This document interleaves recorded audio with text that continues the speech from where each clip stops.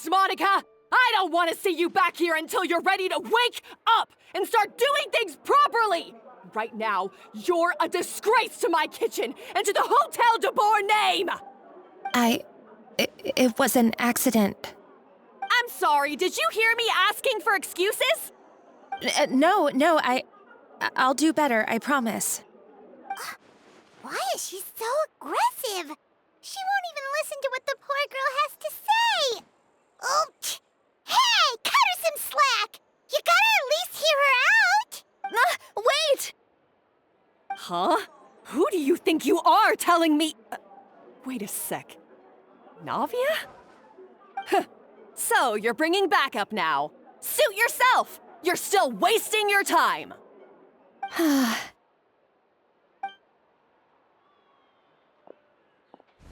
Savannah, is this how you always treat your staff?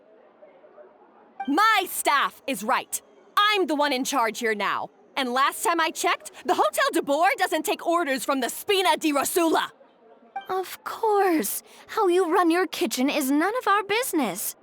But when a member of your staff is so overworked he becomes gravely ill, that most definitely is our business. We're going to stand up for him, whether you like it or not. Overworked? I've said it before and I'll say it again. If Fermont can't handle the job, then tough luck. There are plenty of other capable people I can hire instead. But Fermont can do the job, he just... Monica, back inside, now! Huh? But you said I shouldn't come back until... Just do as you're told, and not another word out of you! Come on, we have work to do! Wow, what a horrible person! Sorry. Looks like I've dragged you into some drama again. Her name is Savannah. She's the new head chef at Hotel de Boer. Ever since she took the job, she's been enforcing a brutal work regime and putting a huge amount of pressure on her staff. One guy was so overworked, he collapsed from illness. He's been bedridden for days, and he can barely even talk properly. I'm sorry. It's all my fault. I don't deserve to be a chef. At his family's request, the Spina di Rosula is trying to mediate on his behalf. We're not exactly making a ton of progress, as you saw. Savannah is adamant that Fermont's exhaustion and illness have nothing to do with her or how she's been running her kitchen. She's refusing to have any kind of meaningful dialogue with us. Our next thought was to talk to the other chefs at the restaurant and get a better idea of their working conditions. But with Savannah watching them like a hawk, no one has been willing to open up. And that's why I'm here, doing it the old-fashioned way. Camping out, watching, and waiting for an opportunity. Oh, shoot! It all makes sense now. Sorry. Paimon should have thunk before she spoke. Did Paimon ruin everything? Oh, no, not at all, Paimon. Honestly, the way she was laying into Monica, someone had to step in. I'm sure I would have piped up if you hadn't. And besides, I don't really think I'm built for espionage. Yeah, meaning it's gonna be all the more difficult to get the inside scoop now. Oh, I might as well head back to the Fleuve Cendre then. We'll need to come up with a whole new game plan.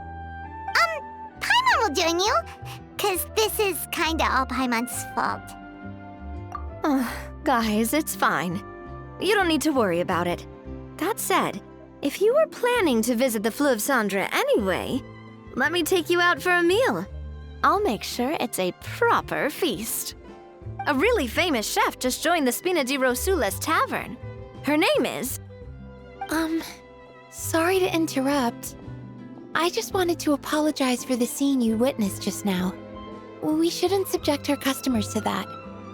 This is a small token from us. It's some candy from Monica. She asked me to make sure it was delivered into your hands. Monica's the one apologizing? Huh. Clearly, Savannah is the one who owes an apology. Our head chef has been a little highly strung lately. Sorry for everything. All right. Since there's candy, Paimon will drop it. Not the candy. Thank you for understanding. We'll make sure to pass your feedback on to Miss Savannah. A little highly strung, huh? Paimon doesn't get it. How did someone like her even become head chef? Well, according to Fermat's family, she hasn't always been like this. But that's a story for another time. Let's try this candy. Oh, Paimon totally gets it. Come on, dig in! Huh? Hold on, there's something written on the wrapper. Find Escoffier.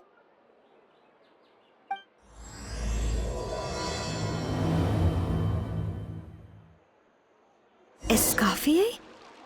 Could this mean... Huh? You know that name, Navia? Yeah. Let's stick to the plan and go back to the Fleuve Cendre for now. That's where we'll find Escoffier anyway.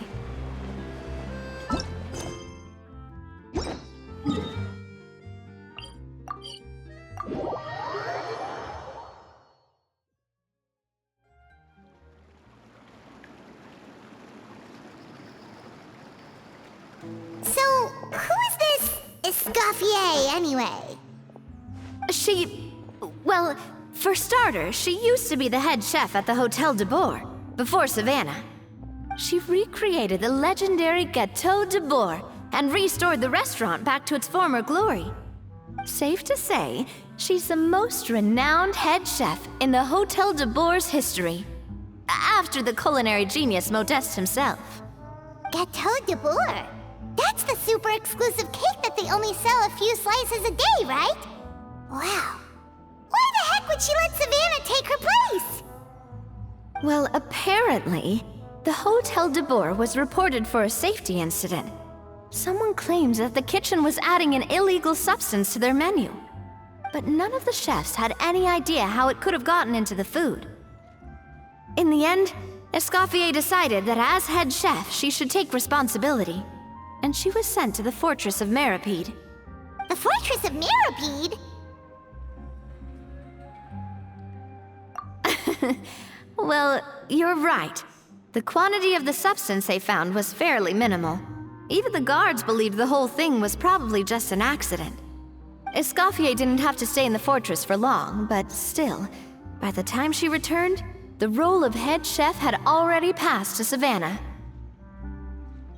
So that's what happened. Paimon still thinks it's really unfair. Even though Escoffier is no longer head chef at the hotel, she's still well respected by the staff. So, I'm guessing what Monica wants is for us to convince Escoffier to try and negotiate with Savannah on the staff's behalf.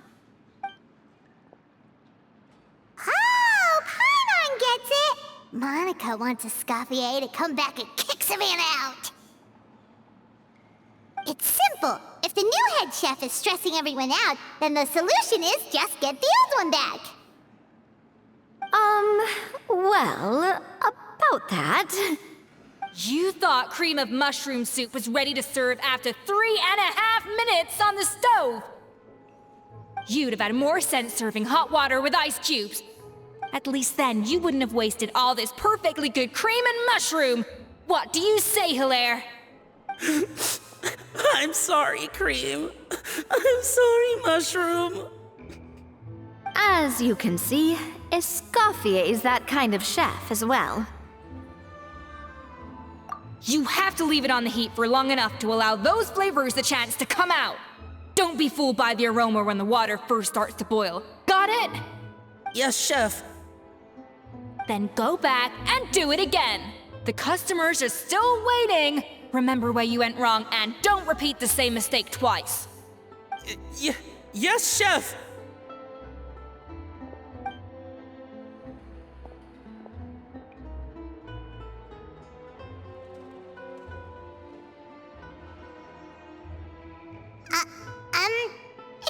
Jesus, we're... Waiting to be served? Sorry, we're pretty busy. I'm afraid you have to join the line. Oh, no, we're not here to eat. So you're not paying customers? Then I'm afraid the wait will be even longer. It's hard to talk to Escoffier when she's in the zone. Let's take a seat. We can catch up while we wait.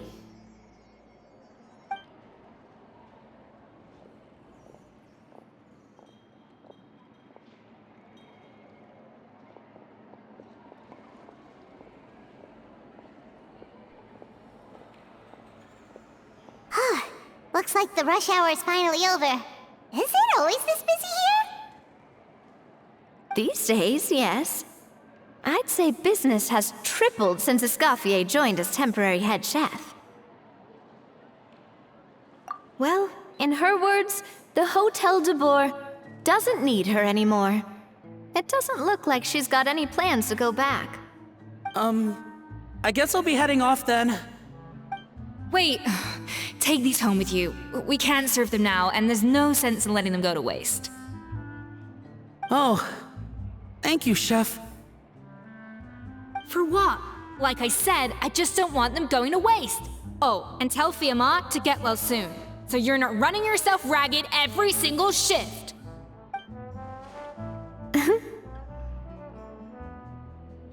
Fiamma. That's the second time we've heard that name. Who is that again? He's the chef that fell ill from stress. Hilaire is his son. And with Mom stuck at home taking care of Dad, he decided to pick up some work to help pay the bills. Escoffier knows their situation, so she's been making some extra food every day for him to take home. Hey, I heard that, Navia! I've told you before, no one's making extra food. Hilaire is making blunders in the kitchen, and I can't serve his failed dishes, so he might as well take them home. Yeah, failed dishes that just so happen to be nutritionally complete every single time. So, you two must be the world-famous traveler and her companion, Paimon, yes? Is there something I can help you with? Oh, so you know us already. We'll skip the introduction then. We're here to talk about Savannah. Oh, I certainly am. The Spina's headquarters are right next to the tavern. And I've lost count of the number of times Navi has come to pester me about it. But I don't work for the Hotel de Boer anymore. And being ex-head chef doesn't give me the right to interfere with that business. Besides, I'm the one who persuaded Savannah to take the job in the first place. What? Well, she was a much gentler person back then. A little timid, even. She wasn't at all confident that she was the right fit for the role. That's hard to believe. Are we definitely talking about the same Savannah here? Honestly, I do wonder if she's just emulating me. I mean, I'm not the most pleasant head chef to be around either. Anyway, suffice to say that given the history between us, it'll be tricky for me to tell her she's doing her job wrong without coming across like a huge hypocrite. Fiamma and the others probably think that Savannah gets it all from me. I wouldn't be so sure about that, Escoffier. Look at this note we got from Monica. She mentioned me. Whatever shortcomings you feel you have, it looks like Monica still trusts you. As for the others, well, how can you know what they think unless you ask them? Monica. Plus, it's not like we're asking you to storm in there and raise hell. We're only in the initial phase of our investigation. All we're trying to do is get the other chefs to open up to us. Oh, Monica. Oh, Monica! Escoffier? I can't believe her!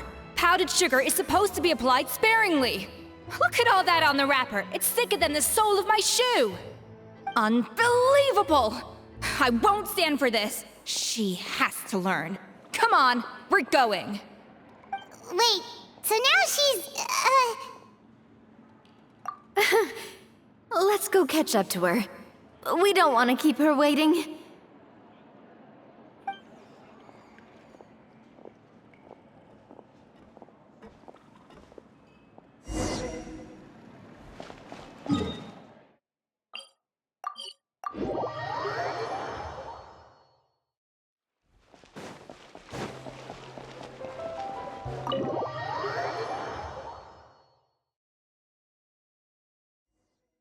Wait, she looks like... Is that Escoffier? I'm sorry. I'm so sorry.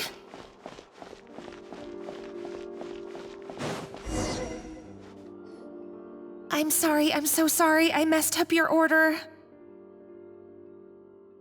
Oh, I wouldn't go that far. Maybe the taste is a little off, but if you hadn't brought it up, I don't think I would have noticed. But, please, you have to forgive me or Chef is gonna... Okay, I know. I'll kneel before you. What the heck? Get up, Monica! Can't you see that you're just making your customer feel more awkward? Escoffier? If you want forgiveness, then do what any self-respecting chef would do. Make the dish again. And this time, get it right. You cannot go begging your customers to feel sorry for you. Savannah said that I'm not allowed back in the kitchen until I've corrected my mistake. But if I can't go back into the kitchen, I can't do the dish over. That's some backwards logic. How can you fix your mistake without being allowed to cook? If this is what Fermat had to put up with, then no wonder he had a breakdown. We apologize for interrupting your meal, sir. It's fine. With my layman's palate, it's not like I can tell the difference anyway. I was actually quite enjoying my meal until she appeared out of nowhere and started apologizing. Gave me a bit of a fright, to be honest. Oh, well, it's because Chef Savannah tasted a bit of the leftover soup from my pot and then threw me out of the kitchen. Gosh, that's pretty strict. Has she always been that way? I don't recall things being like this when Escoffier was head chef here. I gotta say, you're all looking a little worse for wear these days. I mean, Escoffier was strict too, but I think the difference is that her criticism was more constructive, so you knew what you did wrong and how to improve, and we all knew that it came from a good place. Chef Escoffier was hard on us because she truly wanted us to reach her level. But these days, whenever we make a mistake, we just get told to wake up, get your head in the game, or just do it again. And it's only gotten worse since word got out that Chef Escoffier had started working again in the Fleuve Cendre. Monica, you don't need to call me chef. I'm not the boss here anymore. Yeah, but through no fault of your own, what happened back then, that wasn't on you, and all of us know that. That banquet was a huge event, and so many staff were involved every step of the way. With so many moving parts, there's no way of knowing how that lumiline ended up in the food we served. Lumiline? What's that? A new drug from the Fontaine Research Institute, produced from an extract of the lumitoile. Apparently it sharpens the senses, so they used it to treat people with impaired responses to stimuli. Oh, yeah, I've heard about that. They found out you can use it as a flavor enhancer since it stimulates the taste buds. Makes things pretty addictive. They also found that overuse can have mood-altering effects, and even lead to nerve damage. So it quickly ended up on the guard's list of controlled substances. Unfortunately, however, some food products containing the additive had already made it to the market by the time the guards banned it from the restaurant industry. Everyone knows that in all likelihood, someone probably just purchased a batch of contaminated ingredients by mistake. But you took all the blame. We all know why. You just didn't want to see this turn into a place where tensions are constantly running high, because everyone's suspicious of each other all the time. And now look at you, a fry chef in the Fleuve Cendre. What are you trying to say? Sure, the Spina's Tavern is no Hotel de Boer, but come on, it's not that bad, is it? Oh, the Fleuve Cendra, you say? Great. That's where I'm dining from now on. Monica, I'm very happy with my current job. And there's no changing the past. We just have to let bygones be bygones. Besides, at the end of the day, I was the head chef, regardless of whose mistake it was. Ultimately, the responsibility lay with me. If only Savannah was half the boss you were. I'm sorry? Do you have a problem with my conduct as head chef? No, chef. So you do remember who's boss? Escoffier? I thought you'd left this place for good. What are you doing back here? What happened to you, Savannah? Why are you acting like this? When I turned this place over to you, You made me the head chef and gave up your right to tell me how to do my job. You're not the boss here anymore, so stop acting like you own the place. Whoa. Sounds like someone has a chip on her shoulder. Oh, Savannah!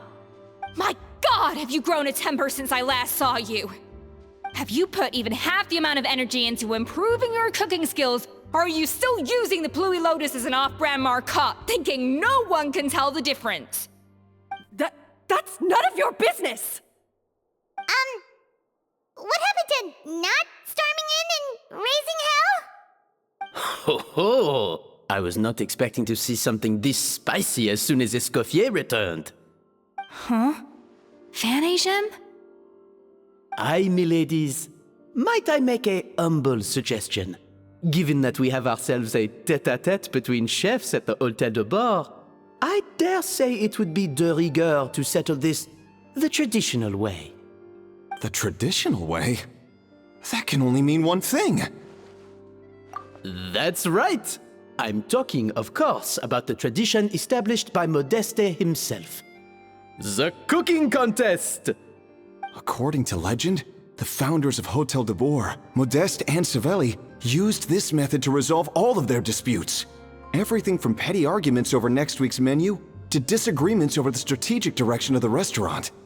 The cooking contest would decide who had the final say. Sounds like they had a lot of free time on their hands. Ah, well, it might sound that way to us. But in fact, the cooking contest played an enormous role in motivating chefs to hone their skills, reaching new heights of excellence in the culinary arts.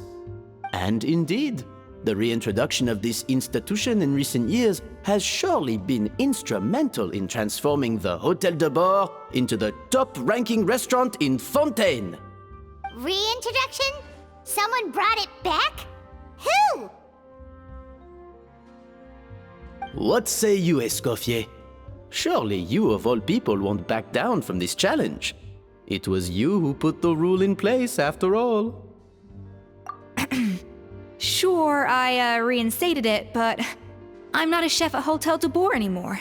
Isn't this bending the rules a little? I see no issue as long as both sides agree to the terms. We could simply treat it as an exhibition of sorts. Savannah, any objections? Exhibition. Huh. No. If we're going to battle it out, let's put it all on the line. If I lose, it's up to you what happens to me. I don't want anything to happen to you. But if you lose, you hand over the Codex de Bord to me. What? The Codex de Bord? Only the legendary handbook written by the original head chef Modeste.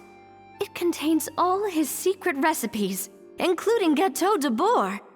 It's the greatest treasure in Fontaine's culinary world, and only the present and former head chefs of the Hôtel de Bord have the right to read it. Present and former? Wait, but that already includes Savannah, though. What do you want that old thing for? You have your own copy, don't you? Don't take me for a fool. You know perfectly well what I mean. I want your copy, the original version, the one you took with you when you left us. I'm sorry, I must be missing something. You know, there's no difference between the original and the copy, right? They contain the exact same recipes. Stop trying to change the topic. What's wrong, Escoffier? Scared you're gonna lose to me? Or are you scared of me getting my hands on the original codex? Savannah, you may remember that we gave her the original as a parting gift to thank Escoffier for her years of service. Asking for it back feels a little, Oh, I'm sure it won't be an issue, as long as both sides agree to the terms. Those were your words, weren't they? And as for the contest itself, let's make it a bake-off. Gâteau de boar, per the recipe in the codex. Well, Escoffier, you against me. Are you in or out? You sound surprisingly confident. All right then, let's see how much you've actually grown. I hope you surprise me, Savannah. I'd hate to find out that all you've learned after this long is how to chew people's heads off. Believe me, I'll show you. Escoffier, are you sure this is a good idea? You accepted her terms a little hastily. Oh, it'll be fine. Let's head back to the Fleuve Cendre so I can get prepping. I can't believe I got to witness that firsthand. I only stopped by here for a quick meal. I definitely got my Mora's worth today. I do apologize. This whole ordeal reflects rather poorly on us. I'm afraid it's not quite that simple. The Hôtel de Bord runs as more of a partnership, you see. It was founded by two friends, Modeste and Savelli, and it's been that way ever since. So, while I am technically Savannah's boss, it's not really my place to interfere with the business of the kitchen. To be perfectly honest with you, that's part of the reason why I suggested a cooking contest. If Escoffier wins, it would be the perfect opportunity for her to talk some sense into Savannah. Or, of course, if she wanted to return, then... But anyway, I'm getting ahead of myself. Whatever the outcome, this contest will hopefully serve as a turning point for us. Please, pass on my best wishes to Escoffier. I must say, Savannah surprised me with her confidence. Does she really believe she can best Escoffier in the kitchen? I thought she was just blowing off steam when she first raised the idea to me.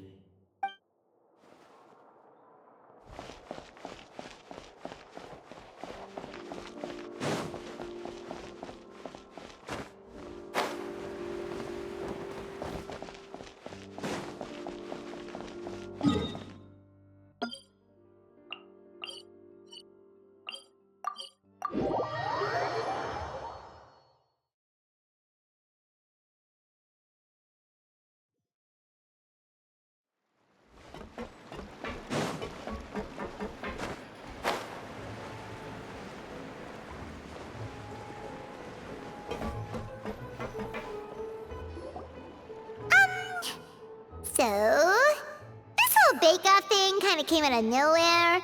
Was it really sensible to just go along with it? Well, I got a sense that she's holding something back. But we chefs always express ourselves in our cooking.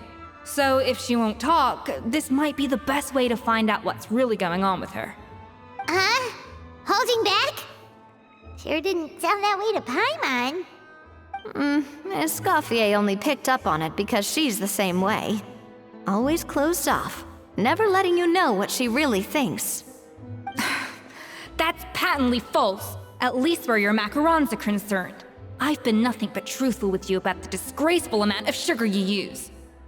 Okay, that's one case where you can keep your thoughts to yourself. Oh, that? Well, it's not so much a recipe book as a diary of Modeste's adventures. Back in the day, he and his good friend Savelli explored far and wide, partly adventuring, partly looking for new ingredients and developing new recipes. Their creations had an enormous influence on the course of Fontaine cuisine, turning it into a much more vibrant and diverse scene. For instance, legend has it that the original Gâteau de Boar was made using a special secret ingredient that Modeste discovered on one of his adventures. So rare was the ingredient that they could never make more than 16 slices of the cake per day. but everyone who tried it claimed that it was one of the most blissful and invigorating things they had ever tasted. Modeste and Savelli went on to found the original Hotel de Boer, which catapulted them to stardom in Fontaine's culinary world. Especially Modeste. He was hailed as a once-in-a-generation genius, and over time, the recipes from his adventure log became known as the Codex de Boer. Ah, Paimon's heard this kind of story before. Armed with the Codex, the Hotel de Boer took its rightful place as the finest restaurant in the land, serving those recipes for centuries to come. Something like that? What? No, of course not. Cooking is a constantly evolving art form. How could any restaurant survive if they only served food that was popular last century? Anyway, never mind centuries. Savelli and Modeste parted ways not even 10 years after their rise to fame. Then, Modeste passed away while he was still in his prime. And that was it. The end of the Hotel de Boer's heyday. It fell into decline, and for most of its history, it was just a nondescript place with a couple of cheap tables. It's only in recent decades that it started recovering. Even then, it still took numerous relocations and changes of management before we finally ended up with Vanigem and the restaurant we have today. Oh! So the Codex really isn't all that, then. Paimon figured it was like one of those mystical books they have in Liue's martial arts novels, where the main character learns all their secret powers from. Yes, well, that's fiction, and this is reality. You can't meet the tastes of modern diners by following some ancient recipes from a dusty old book. Case in point. Even the Gâteau de Boer they sell now is actually Escoffier's reimagination. Wait, really? Why though? Didn't that recipe make it into the Codex? It did, but like I said, it's the dusty old book now, and the records aren't as legible as they once were. Not to mention that there's no way of finding the secret ingredient Modeste wrote about. So, reimagination is right.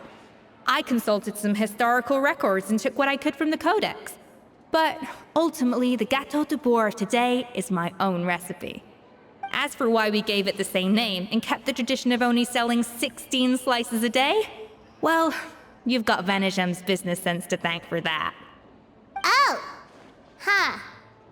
Well, that kind of takes all the mystique out of it.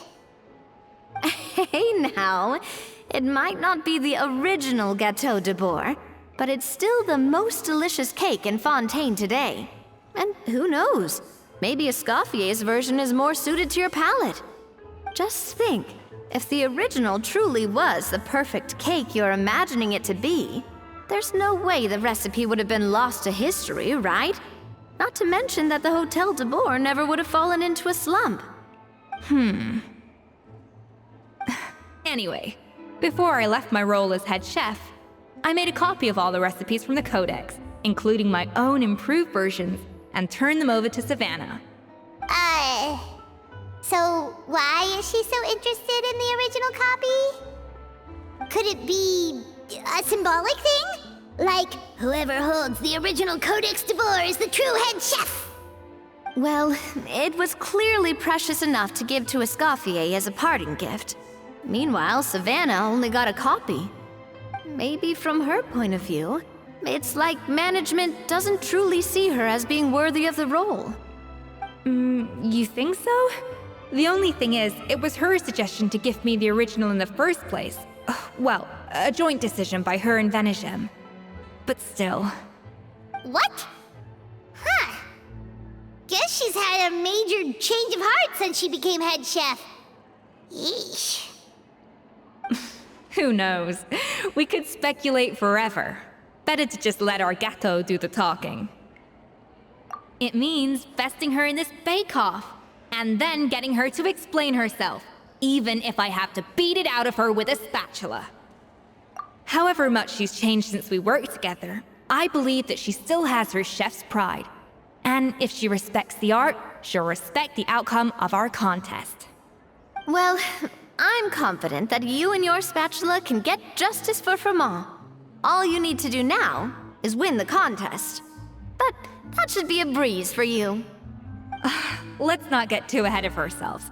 Gâteau de bourre is very complicated to make. Usually, it takes 3 chefs working in tandem to cover everything. Now, if I had to push it, I could probably do the work of 3 chefs myself. But I'd prefer to play it safe if I can find a couple of assistants in time. Well, that's easy. The 3 of us are veterans in the kitchen. You just need to pick 2 of us. Well, I have heard the Traveler is an accomplished cook, as well as a warrior. But be warned, I will hold you to exceptionally high standards. Think you're up to the task? Oh, count me in too. I've spent weeks perfecting my macarons after your scathing review. Even if it means competing against the Traveler, so be it. I'll show you what I'm made of. Confident. I like it. Alright, let's start with some elementary mise en place. Show me your knife skills.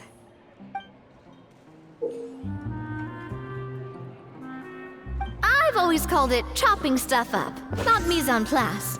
But it's basically the same thing, right? Oh, Navia. Looks like you found that easier than I expected. Yeah, thankfully it was pretty straightforward in the end. You made it sound like we'd be carving statues out of fruits or something. Well, brace yourself, because the next step is anything but straightforward. I'll be using this cold press to extract flavor compounds from the ingredients. A kind of special food processor I got the Fontaine Research Institute to make for me. It uses cold temperature extraction to isolate the essence of cooking ingredients. But this isn't exactly standard kitchen equipment, so that probably didn't make a whole lot of sense. Let me give you a demonstration instead.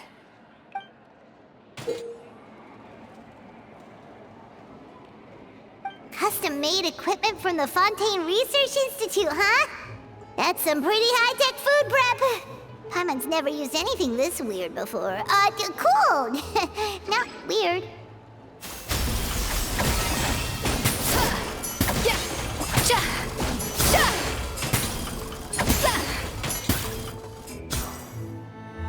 And done. These are the flavor compounds extracted from our ingredients. I processed all the fruit you chopped up earlier. Wow! Even the smell is so much more concentrated. What next? Do we add all this stuff in? Absolutely not! Throwing everything in at once will ruin the balance of flavors. We have to go slowly and carefully to calibrate the exact flavor we want. I'll demonstrate again. Now, watch closely.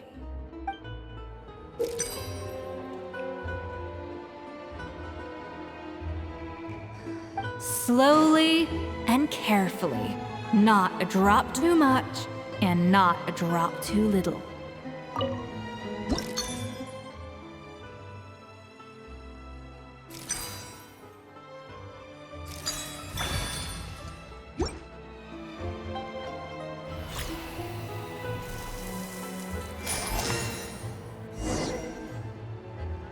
And voila! Now it's your turn.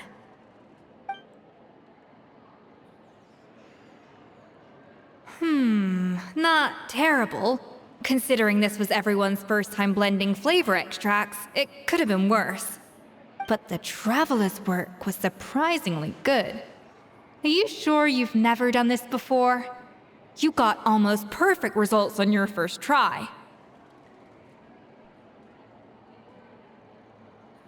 Oh, well, they do say adventurers are multi-talented folks. Now I've seen it firsthand. Alright, now for the part I've been looking forward to. I want each of you to cook something from the Hotel du Bois' current menu. I'll judge your submissions and give you a final score. That's right. The true test of your cooking skills is the finished product. It'll be good practice for the contest itself. Now get to it. Chop chop!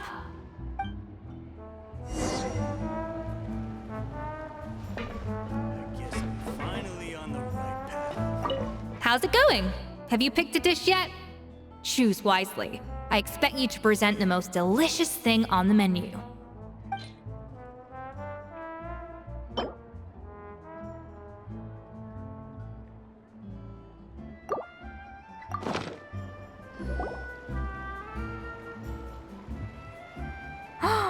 Look at that! With the grace of a snow-winged goose, as I like to say.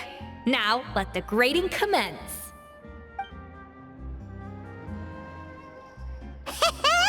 Pretty good, right? Not to brag or anything, but Paimon's a bit of a connoisseur when it comes to la food. 6 points. What? Oh, well, fair enough. Paimon doesn't cook all that often, so as long as it's a pass.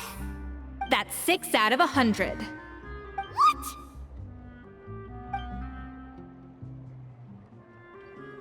You say you're a connoisseur, but it's quite clear from this dish that you have far more experience consuming food than creating it. By that logic, I suppose you think listening to Lady Farina on repeat every day would make you an opera singer. Aww. Me next, me next. I'll have you know that this batch of macarons has 2 whole tablespoons less sugar than my previous ones. So you went from 12 tablespoons to 10? Well, it's nice to know you actually measured it out. Because it tastes like you just threw in whatever was left in the jar. 6 points. Aww. Now to the final dish. So, what do you think? This is our last hope. 8 points. Darn, that's barely higher than what we got. Not exactly. The color is spot on. Beautiful aroma. Excellent presentation. I have to give this one 8 points out of 10. Maybe even 9 points. Huh? How did you pull that off? Don't get me wrong. There's room for improvement. But still, this is clearly the work of an accomplished chef. I can tell that you've put many hours of work into honing your skills in the kitchen. I can really taste the grace of the snow-winged goose in this dish. The traveler's journey, with all its trials, tribulations, and setbacks. Not to mention the frustrations of having a picky eater for a partner. Hey, you made that last part up! No way did you taste that! Well, it looks like I lost fair and square. I guess you'll be taking the Traveler as one of your assistants then? But if it takes 3 chefs, that still leaves 1 slot remaining. Maybe Paimon and Navia should keep practicing and see how it goes? Chef Escoffier. Oh, it's Hilaire! What brings you here? I heard the news about the cooking contest. You're doing Gâteau de Bois, right? I was just wondering if you needed any help. And you think you're up to the task, do you? Oh, no, I know I'm not there yet. It's actually my dad who wanted to help. Firma, last I heard, you could barely get out of bed. Chef Escoffier, Navia, Traveler, thank you all so much for everything you're doing for me and my family. I've had enough of sitting around at home while you run yourselves ragged. If you let me, I'd like to help you win this cooking contest. Yeah, I was gonna say the same thing. Don't you worry. I'll be fine. I'm feeling much better now. I'm sorry. I know I've been rather useless these past few days, but not anymore. The fact is, I'm a fine chef, despite recent events. I've proven myself in the Hotel de Bois kitchen, so if anyone's qualified to work under Chef Escoffier, it's me. I think. I mean, I hope so. Firma, have you even set foot in a kitchen since leaving Hotel de Bois? I have not, but I'm fully rested now. I know I can handle it. I'll prove it. Let me whip something up for you right now.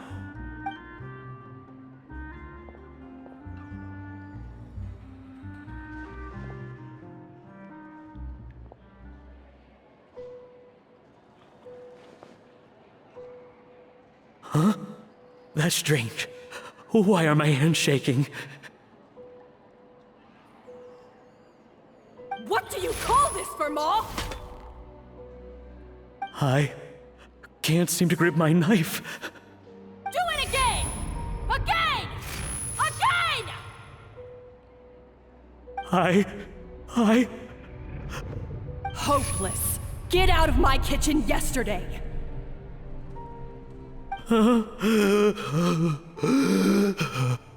Dad, what's wrong? I don't understand. I was feeling so much better, and then Will I never be able to work in a kitchen again? Dad, talk to me. What happened? I think the real issue here is not physical exhaustion, but psychological trauma. Monica, when did you get here? Probably because you were all concentrating so hard on your cooking. I didn't want to interrupt your flow. But anyway, Verma, I'm so sorry. If only I'd known how serious your situation was, I would have stood up for you sooner. You have nothing to apologize for, Monica. During those long nights of redoing every order, you were the only person who looked out for me. Oh, come on. All I did was make you some tea. I doubt it was much help. Savannah was so ruthless toward you. I probably should have brought you something stronger. She sounds like the worst. All right, another Savannah horror story. Let's hear it. She's been getting harsher and harsher on us ever since she heard about Escoffier's new role in the Fleuve Cendre. Seems like no matter what we make, she'll find something wrong with it. What is this? It looks like a dog's been at it! In the trash now! Then she orders us to redo the dish again and again, but we never know what's going to make her happy. Do it again, do it again, do it again! Every time you remake it, you just get another earful from her. Either straighten yourself out, or get out of my kitchen! So now, it seems like just picking up a kitchen utensil gives me flashbacks of her yelling at me. Oh man, that must be awful. The more I want to get it perfect, the more my hands shake, and the more scared I am of making another mistake. How can you give up so easily, Firma? You weren't a quitter when you were working for me. And even under Savannah, you talk about working late into the night trying to perfect your dishes. That says to me that you still hadn't lost that determination to prove yourself. What changed? I don't know what's come over me. When I think back, I just remember feeling like my heart and my hands were growing heavier and heavier as the shift went on. Each time I had to redo a dish, my heart sank a little further. Maybe Savannah was right. Maybe I am just hopeless at this. Dad. I see. Well, it sounds like there are some deep issues at work here. Ones that won't be resolved by merely seeking compensation. I will win this contest, and after that, I encourage you to approach Savannah and talk this out. But what if you can't find another assistant in time? Clearly, I'm in no state to help out. You think being one person short will ruin my chances? Let's not forget, I taught you and her everything you know. Even if I had to go it alone, I would present the perfect gâteau. Oh, well, Paimon and Nadia will still keep practicing, just in case. And so will I. Yeah! And if worse comes to worse, we can always get the Spina di Rosula to put out an emergency call for chefs. There's gotta be someone out there, right? Actually, I thought maybe I could help. That's sort of why I'm here. What? Why didn't you say so? I was going to, but then... well, this is the first chance I got. You do this for us? Thank you so much, Monica. Alright, fine by me. But aren't you still working for Savannah?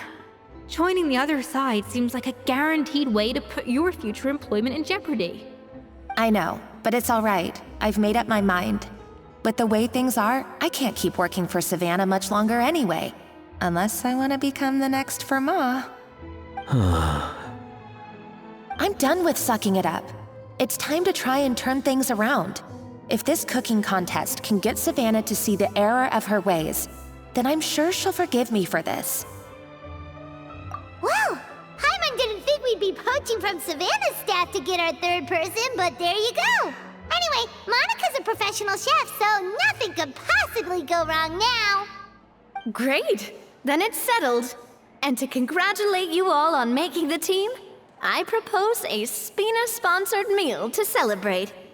Spina sponsored? Wait, you mean I'm cooking? Well, I promised the traveler a feast in the Fleuve Cendre. And I know how much you've been looking forward to it. Yeah! Feast, feast, feast! All right, if you insist, then prepare for some of the finest food of your lives.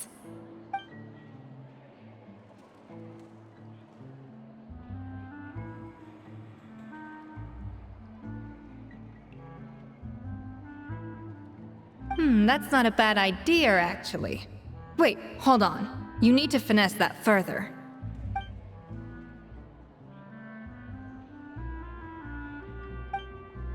That was a dream come true. Paimon never knew Fontanian cuisine could be this good. I wish I could eat that all over again. It's not often that Escoffier goes all out like this. And it's all because of you, Traveler.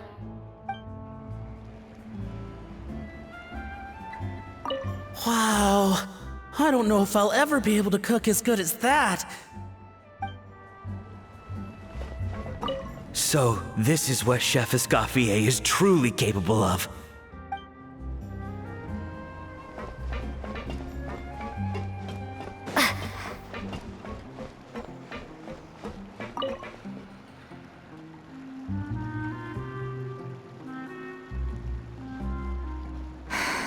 Why, Savannah? Why? Oh, nothing. I was just flicking through the original Codex de Boer. I wanted to see if there was anything I'm missing. Something I hadn't noticed before. That might explain why Savannah's so desperate to get her hands on it. But I can't find anything. It's just some hastily scribbled recipes in between diary entries from Modeste's adventuring phase. And most of it's not even legible anymore. The copy I gave her not only has all the recipes in full, but even includes my own private tips and notes from years of experience. Surely that's infinitely more useful than this old thing. Yeah, maybe. Still, it's just hard for me to imagine that the Savannah I knew would go to all this effort just to make a point. We were. At least I always thought we were. She was a little shy, but meticulous with everything and everyone she dealt with. She made a few mistakes here and there, but she was quick to correct them whenever they were pointed out. And she was always striving to improve as a chef. Those qualities are why I recommended her to replace me as head chef. I never imagined for 1 second that she'd cause Fiamma and the other staff so much grief.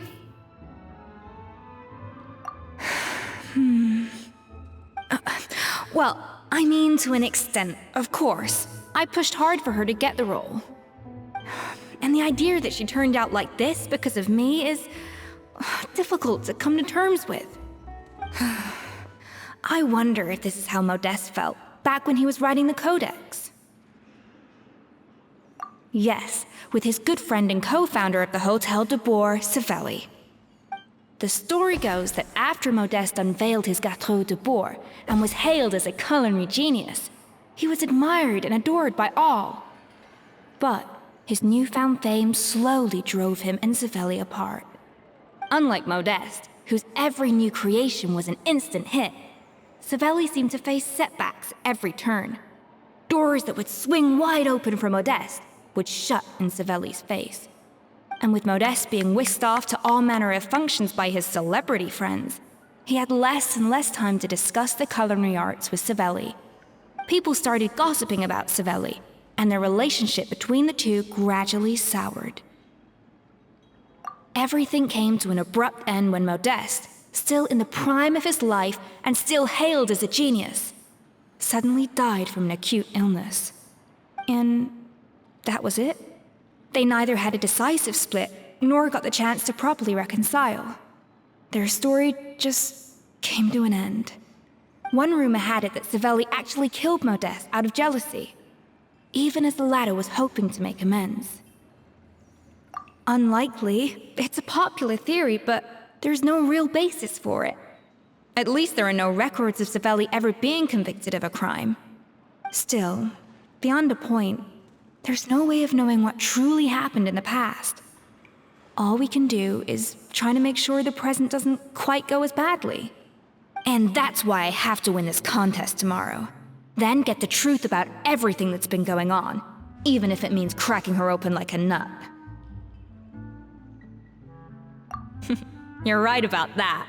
Just follow my lead and victory will be ours.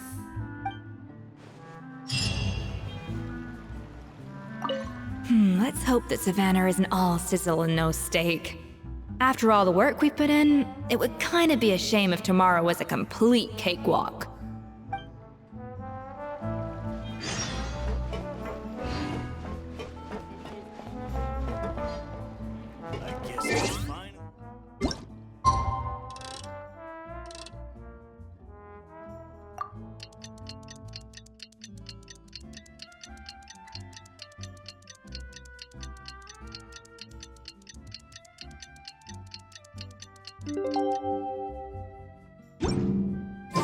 It's cooking contest day! To the Hotel de Boer! Toot sweet!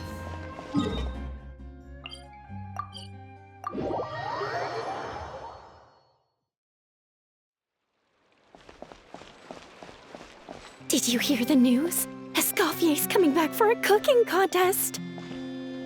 Wait, seriously? Escoffier in a cooking contest? Now that I've got to see! I don't get it. Why would anyone in their right mind challenge her to a cooking contest?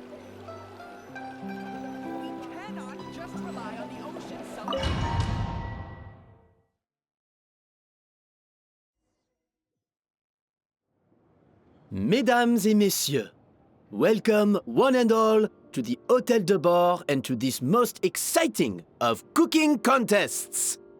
Savannah, I've brought the original copy of the codex you asked for. Monica? Huh. In the interests of fairness, this contest will be conducted in a double-blind format. Once the dishes are complete, they will be sent to the back of the kitchen where they'll each receive a label. The labels will be placed out of sight underneath the plates, only to be revealed after the judges have sampled them and reached a final verdict. This is to ensure that no one will know which dish is made by which contestant. As one of the judges, I promise to be fair and impartial. When my meal got interrupted yesterday, I never thought this is how they'd make it up to me. Getting a seat on the judging panel is a pretty sweet deal. Both contestants have taken their positions. Then, without further ado, let the Hotel de Boer cooking contest commence!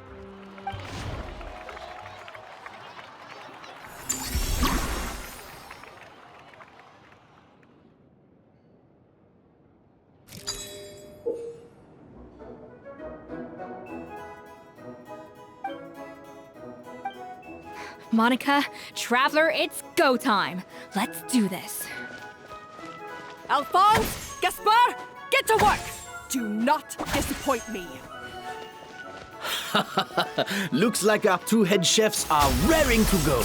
Like an oven on full blast. That should be enough flavoring. Now hurry up and balance the flavors.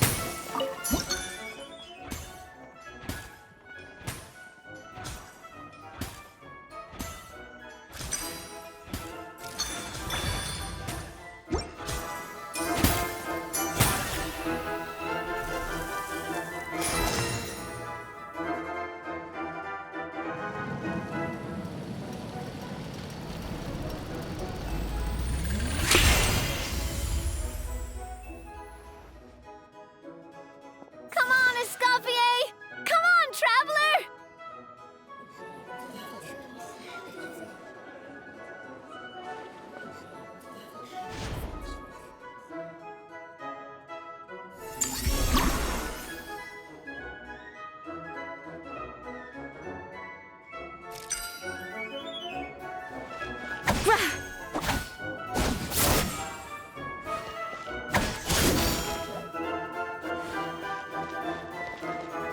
dash of frosting!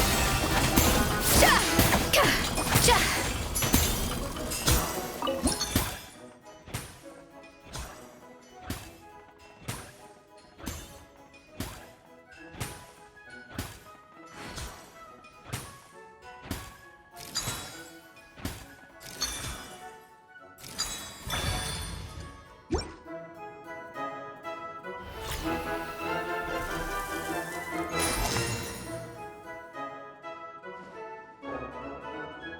So, what do you think?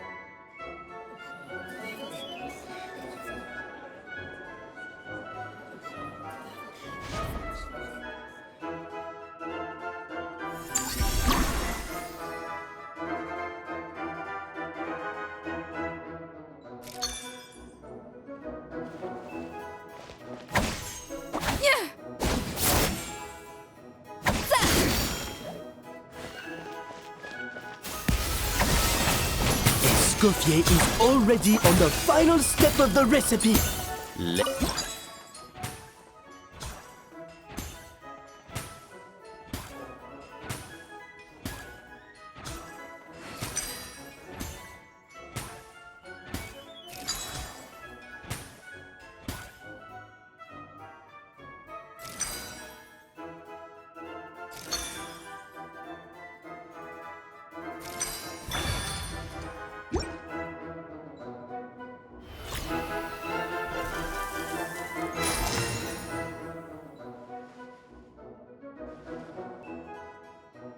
You can't match Escoffier's talent.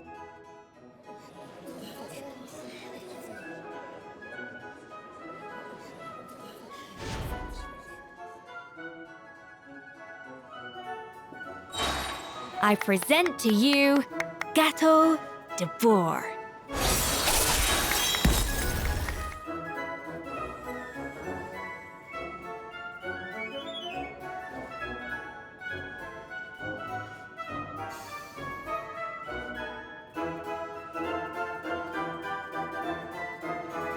That was perfect! We were like a flock of snowing geese, completely in sync, working gracefully and elegantly together. Great work, team!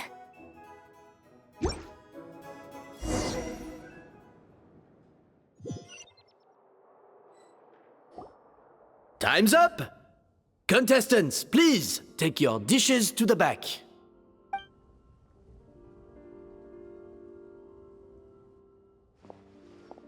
Huh.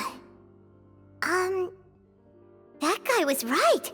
You really can't tell whose is whose just by looking at them. We both made the same dish after all. For all her flaws, Savannah's a talented chef who earned my recommendation for good reason. She wouldn't screw up something as elementary as the cake's appearance. Whoa! This is really rather good. Wonderfully soft and fluffy. Beautifully sweet. This is a masterclass in how to make Gâteau de Bourg. I would give this one at least 9.9 out of 10! Only because there's something about the flavor of the base. It's just a little different from the recipe I'm used to. Huh? Really? I couldn't tell.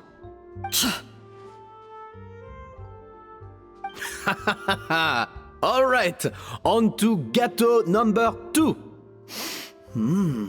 I haven't had a single bite and already this aroma is a delight to the senses. I have a feeling that this gâteau will be a gâteau for the ages. How exciting! I'm gonna dig in.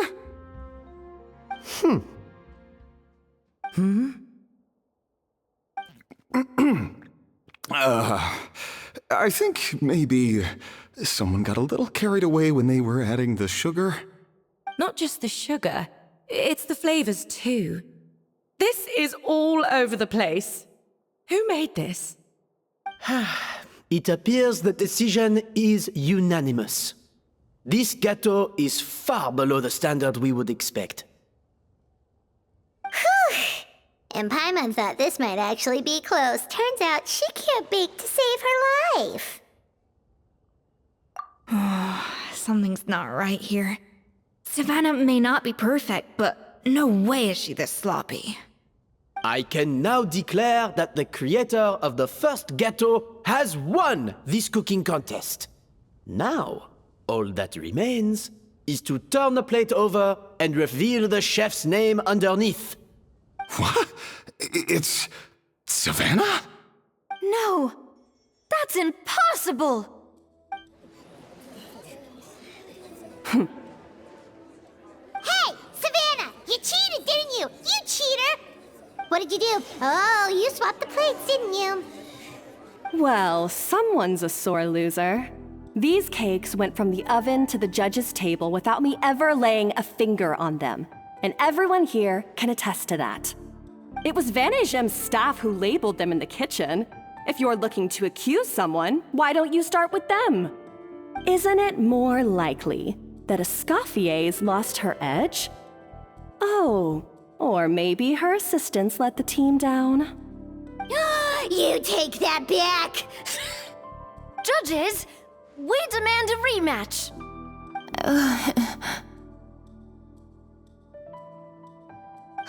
That's enough! What's done is done. As head chef, or rather as team lead, I take responsibility for the dish I served. Whatever went wrong and however it happened, I should have spotted it. Savannah, I didn't think you'd stoop this low just to beat me in a bake-off. What happened to your chef's pride? I don't know what you're talking about. If you want the Codex de Boer that much, you can have it. Escoffier, no! But you must promise me that you'll apologize to Firma and compensate him for everything you put him through. It's a little late to be negotiating terms. The contest is over and I won. That means you owe me the Codex, and I owe you nothing. Look, Savannah, you may have fooled everyone else, but can you really fool yourself? What I'm offering is to accept defeat without looking to expose what you've done. But only on the condition that you promise to stop putting so much pressure on your staff. Fine. I'll treat this as your final handover of duties from one head chef to the next. So, will that be all, ex-head chef? Or is there any other unfinished business you'd like to leave in my hands? I didn't mean that to be a scolding from your former boss, just a word of advice from a fellow chef and a friend. But I don't know if you're even open to input from other people anymore. I know what I'm doing. I don't need your advice. All right, fine. I'm glad to hear it.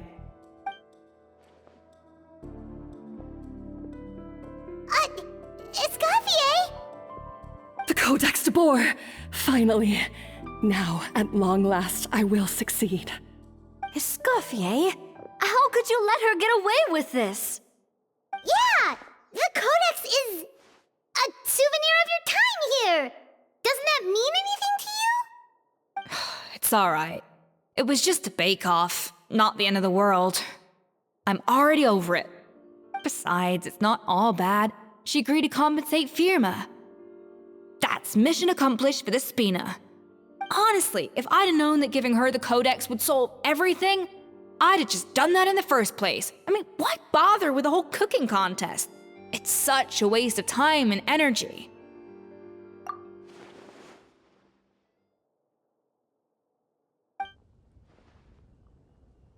No. No! This doesn't make any sense! Huh? That's it? No secrets, no nothing? I don't believe it! This can't be happening. Oh, Chef Savannah! Savannah?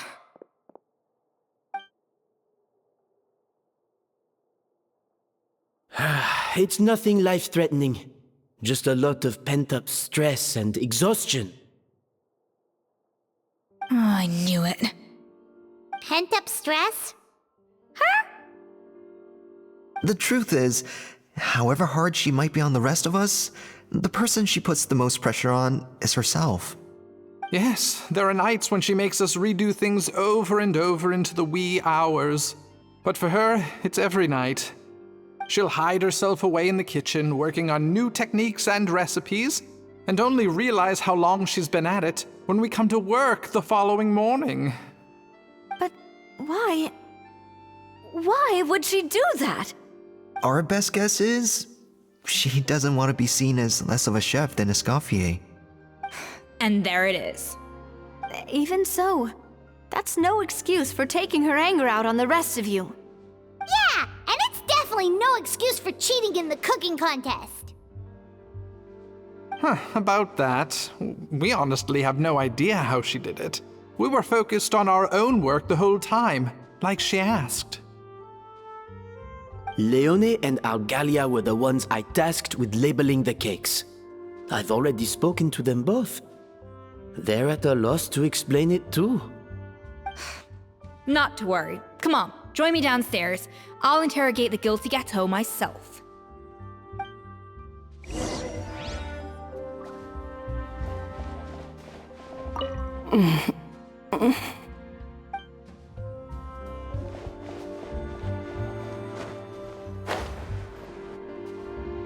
Well, how is it? Have you figured out what it was? Oh, this is aggravated assault on my palate. I'd rather eat wet cement than this. Is it really that bad? I made sure to taste test it before it was served. Oh, relax. This isn't your cake. Savannah never switched the plates. The offending flavors are coming from in between the icing and the cake base, which means someone tampered with it while it was being made. Or in other words, we have a traitor in our midst. I'm sorry. I was forced into it. It was Chef Savannah. She said if I didn't cooperate, she would... Calm down, Monica.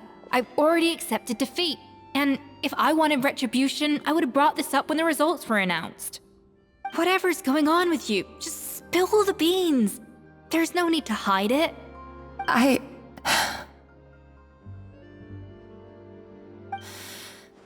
I was the one who caused the food safety incident that one time. Food safety? Wait, you mean the Lumaline incident? So you procured the contaminated ingredients? I think so. Savannah and I were on procurement that day. I didn't check everything as well as I should have, and so I let contaminated ingredients make it into the kitchen. But I swear I didn't do it on purpose. I had no idea there was an issue with them, and I didn't know it would end up with Escoffier going to jail. But the last thing I expected was for Savannah to use it as leverage to blackmail me with... This is crazy! So Savannah pressured you into sabotaging Escoffier's cake by threatening to expose your secret if you didn't? I know, it's terrible. I'm so sorry. I was so scared. The thought of Chef Escoffier finding out that I put her in jail, it made me freeze up with fear. I thought Escoffier would hate my guts if she ever found out, and yet somehow that's ended up in me doing something even worse.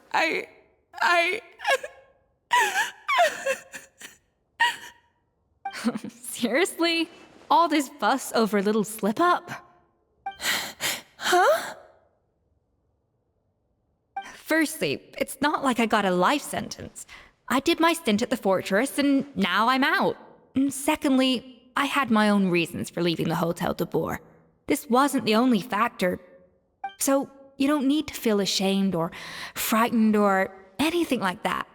Any more than you need to add butter when you're pan-searing foie gras. You mean... you forgive me?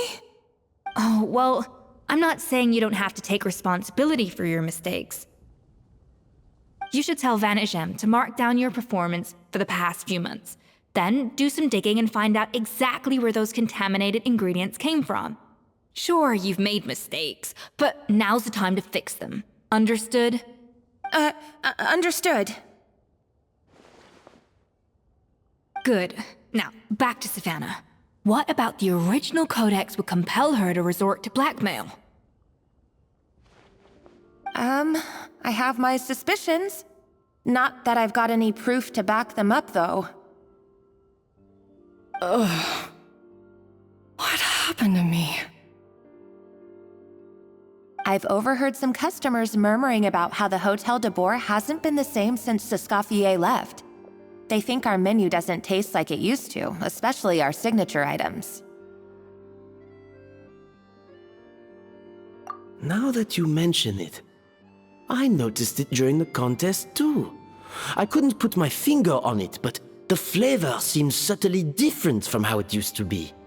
But the difference was so small, I'm sure no one would notice it besides our most loyal customers and true dessert connoisseurs. Still, as head chef, it's easy to see why Savannah would get so hung up on it. So many times I've seen her make the cake base over and over again, late into the night, determined to match Escoffier's version. But something's always slightly off every time. Yeah, I've noticed that too. Never really gave it much thought, though. Thinking back on it now, it's clear that Savannah's been in a downward spiral ever since Escoffier left. She wants to prove that she can fill Escoffier's shoes. That's gotta be the reason. But after countless setbacks, she's getting more and more unhinged. And at some point along the way, she switched from doubting herself to doubting Escoffier. Doubting Escoffier? For what? Yeah, it would explain why she was bent on getting the original at any cost. She must have thought Escoffier purposely omitted key details from her recipes when she copied them out. Also, she could retain her place as the #1 chef in Fontaine, the only one privy to all the secrets of the trade. Oh, for goodness sake. What a stupid idea. Of course. Then she finally got the codex only to discover that the secret recipes she's been pining for don't exist at all. Seeing how utterly wrong she was must have been a real shock to the system. It probably brought up everything at once. It overwhelmed her, and she passed out. There's still one thing that doesn't make sense, though. If Savannah had the real recipe all along, how come it tasted different? She might not be on the same level as Escoffier, but surely after like 50 attempts, she'd get it right one of those times. You'd think so, but geniuses like Escoffier are in a league of their own.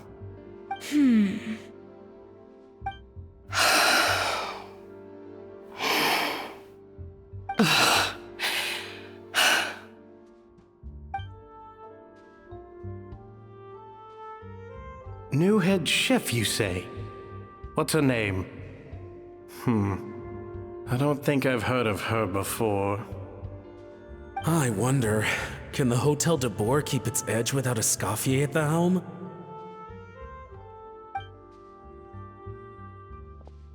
This tastes different from last time. Is it undercooked or something? Ugh!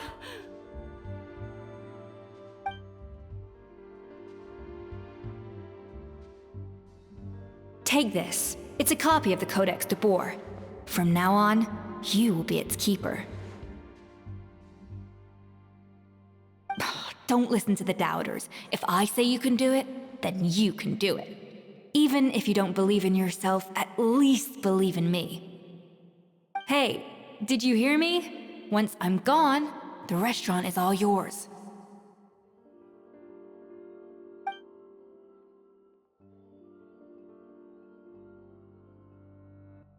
All this time, I've been blaming other people, but maybe I'm the problem.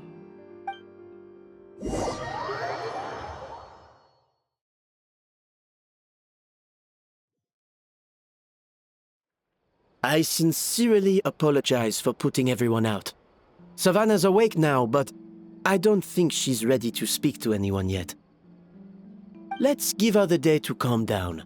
I'm sure you'll have the chance to talk everything out tomorrow. In that case, I'll go and update for Ma and his family. I wonder what he'll make of all this. So, we'll come back tomorrow then. That was a long day. I think I've earned myself a sweet treat when I get back home. Oh, nice! Macarons? Or are you gonna switch it up this time?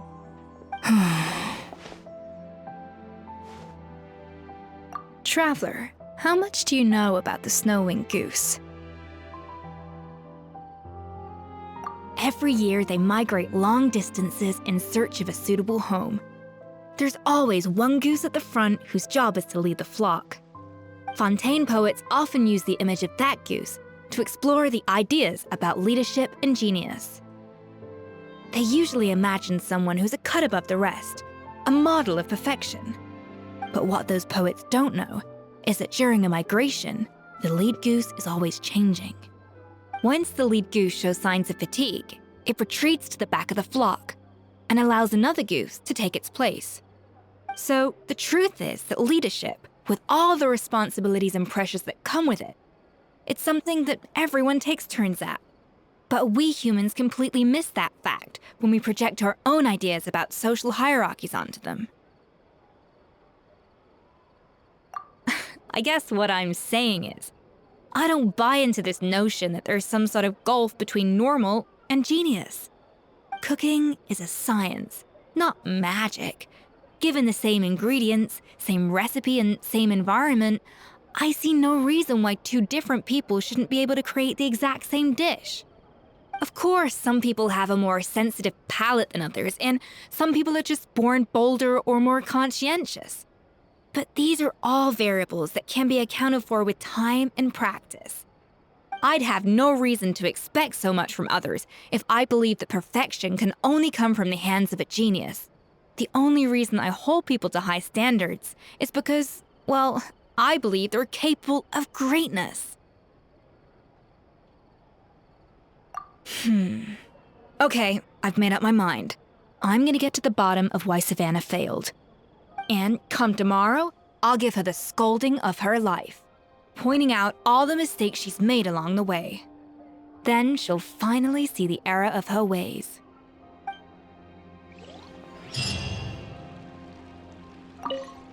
Thank you for your words of encouragement. I'm gonna head to the Hotel de Boer and spend the night investigating. I guess I'll see you tomorrow. Genius? Calling someone a genius is just another way of saying I'm too lazy to figure out how I need to improve. It's a defeatist attitude and I won't stand for it.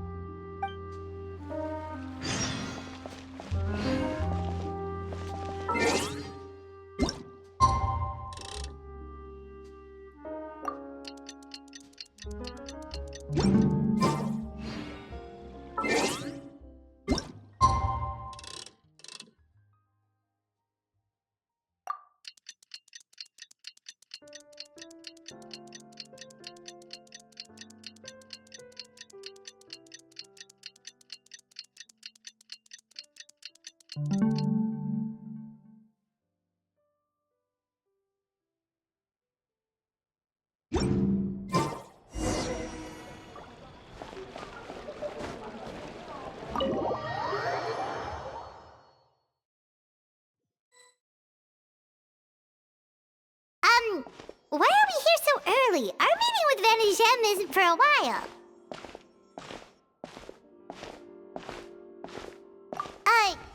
Check on her? Why? What happened? Oh no. Escoffier, are you alright?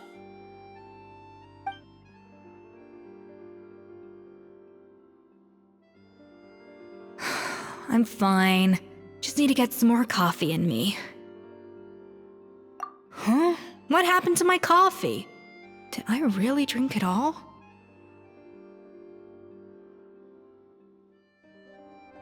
All right. Thanks. I appreciate it. Well, there's cooking facilities here, or we could could just grab a cup of coffee from Cafe Lutece, but either way, hurry!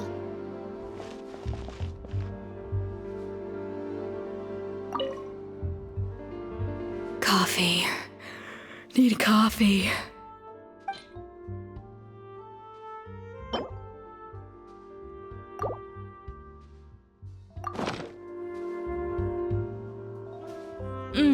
Strong, bitter coffee beans, transformed through expert brewing and balanced perfectly with rich, creamy steam milk. Wonderful. I feel much better now. Thank you so much, Traveler and Paimon. Glad to hear it, but make sure to catch up on your sleep when you get the chance.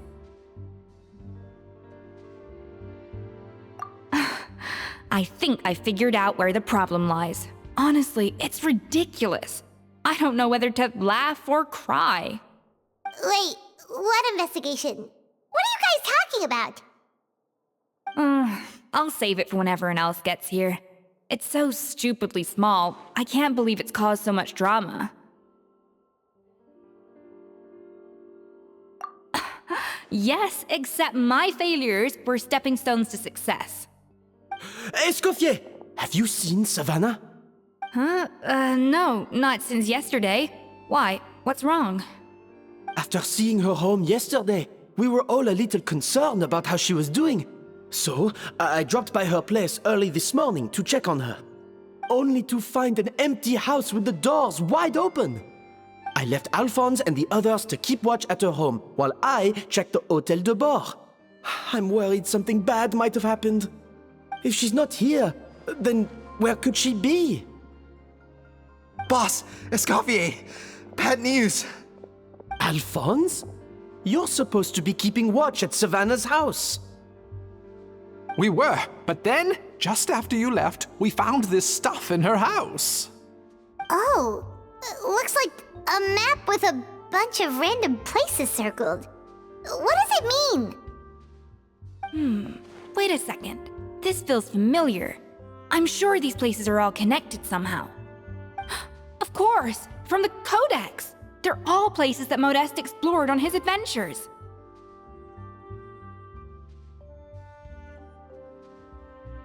Yeah, but I don't understand. The adventure logs in the Codex are too fragmented to be of any use. How come this map shows all the missing details? The Codex de Bord?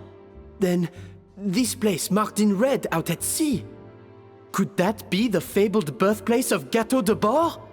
Seriously? So now she set her sights on finding the original recipe and beating Escoffier that way? Geez, Savannah. Anything to overcome a gâteau plateau, huh? Ugh, idiot! Does she have a death wish? Those ruins are thousands of years old. Hold on, there's more. Besides the map, we also found these letters.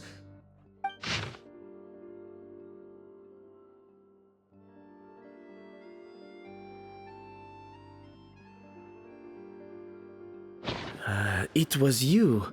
You let the Lumaline through, didn't you? It sounds like a threat letter. Does this mean that Savannah was responsible for the safety incident? And not Monica after all?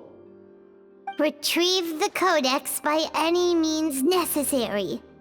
So the cooking contest and the cheating. Someone else was behind her pulling the strings? She's keeping the true recipe to herself. Ugh, this is all such a mess. Paimon needs a second to process this.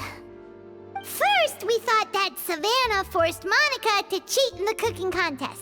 But now, it turns out that someone else forced Savannah to force Monica to cheat?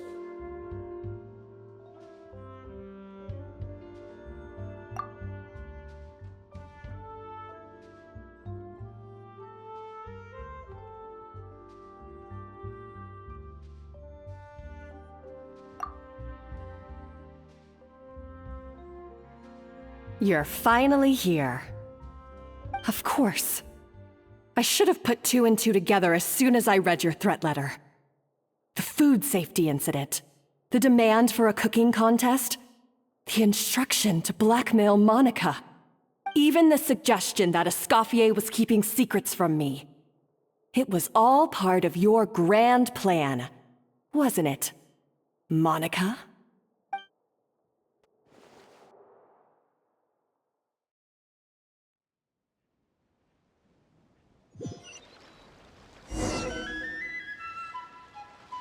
We should be getting close to the spot marked on the map.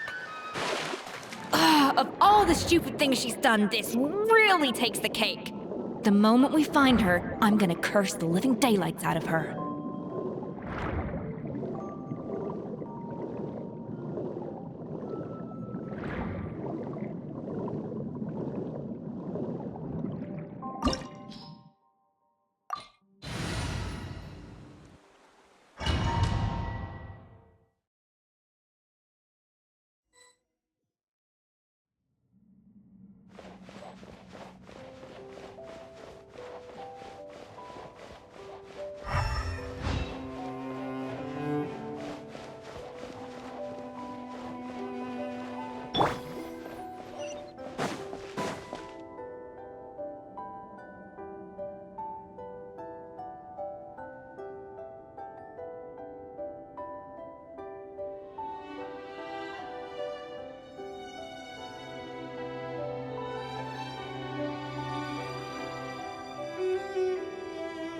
Whoa, this place looks like an underwater restaurant, doesn't it?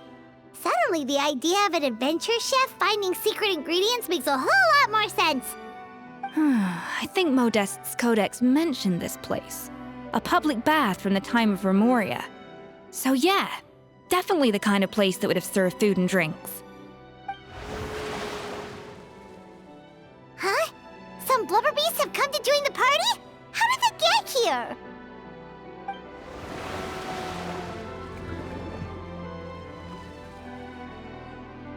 Aw, they ran off! That could be easier said than done. Something's blocking the entrance. Well, did Modeste mention it in his adventure logs by any chance? They must have gotten through somehow. Good point. Yes, that's right. It's coming back to me now. We prepared a banquet for our shy little guests, and as the food flowed away on the current, they broke into a joyous chorus, and the path opened to us. We have to feed the blubber beasts? With what? There's nothing here besides rocks, romaritime flowers, and lumitoile. See, this is why you should always bring snacks. You never know when you're gonna need them. Now we have to head all the way back to shore and grab some. There is no time for that. Romaritime flowers and lumitoile will have to do. They may not look appetizing to us, but who knows? They could be blubber beast delicacies. Wait, we're seriously gonna try this?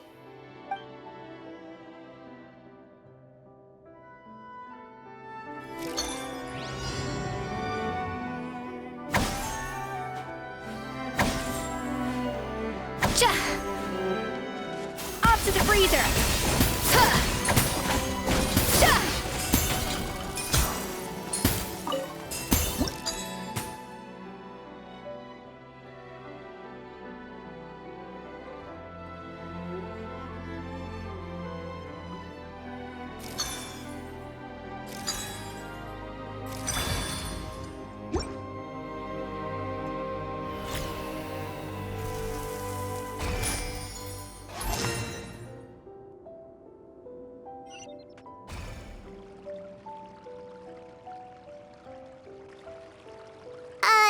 Blubber beasts or not, are we sure this stuff is edible? Trust me, they'll love it. Oh, good question. If we try to put them in the pool, we'll probably just scare them off again, and who knows how long they'll be gone. Yes, we can't afford to wait for them to double back. Oh, what was it that Modeste said again? Something about the food flowing away on the current.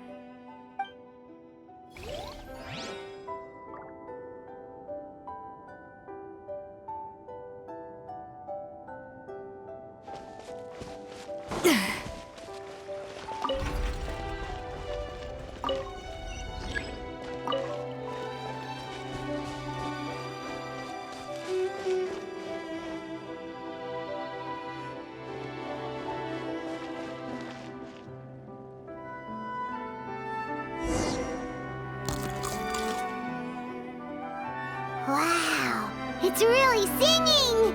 It must taste better than Paimon thought!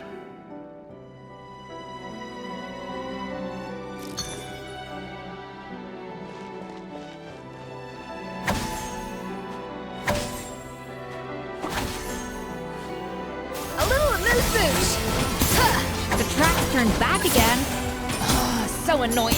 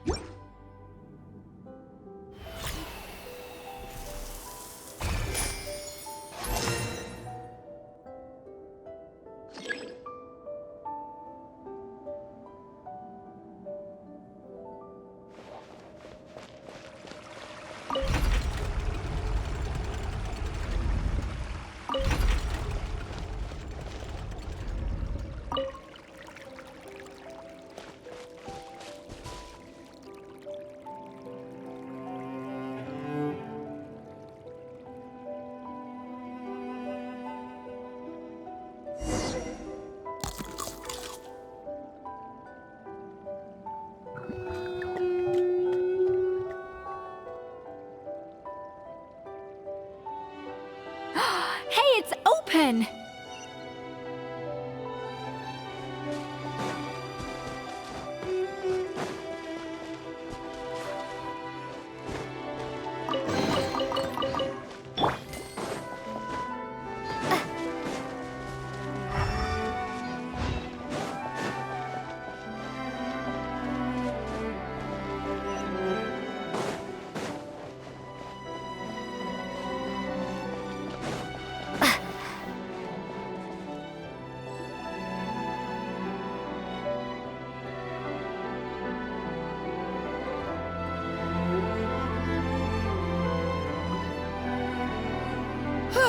Hey, give me your water.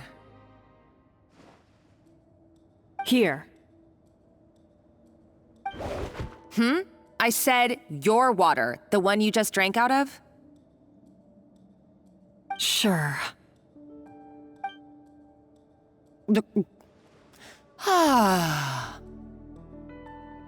All those years slaving away under Escoffier, and then you. Today, it's finally paying off.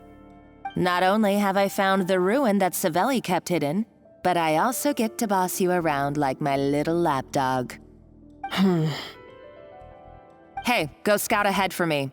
If we need to do any more blast tunneling, I want to know where to lay the explosives. Did you not hear me? Get going. Why don't you do it yourself?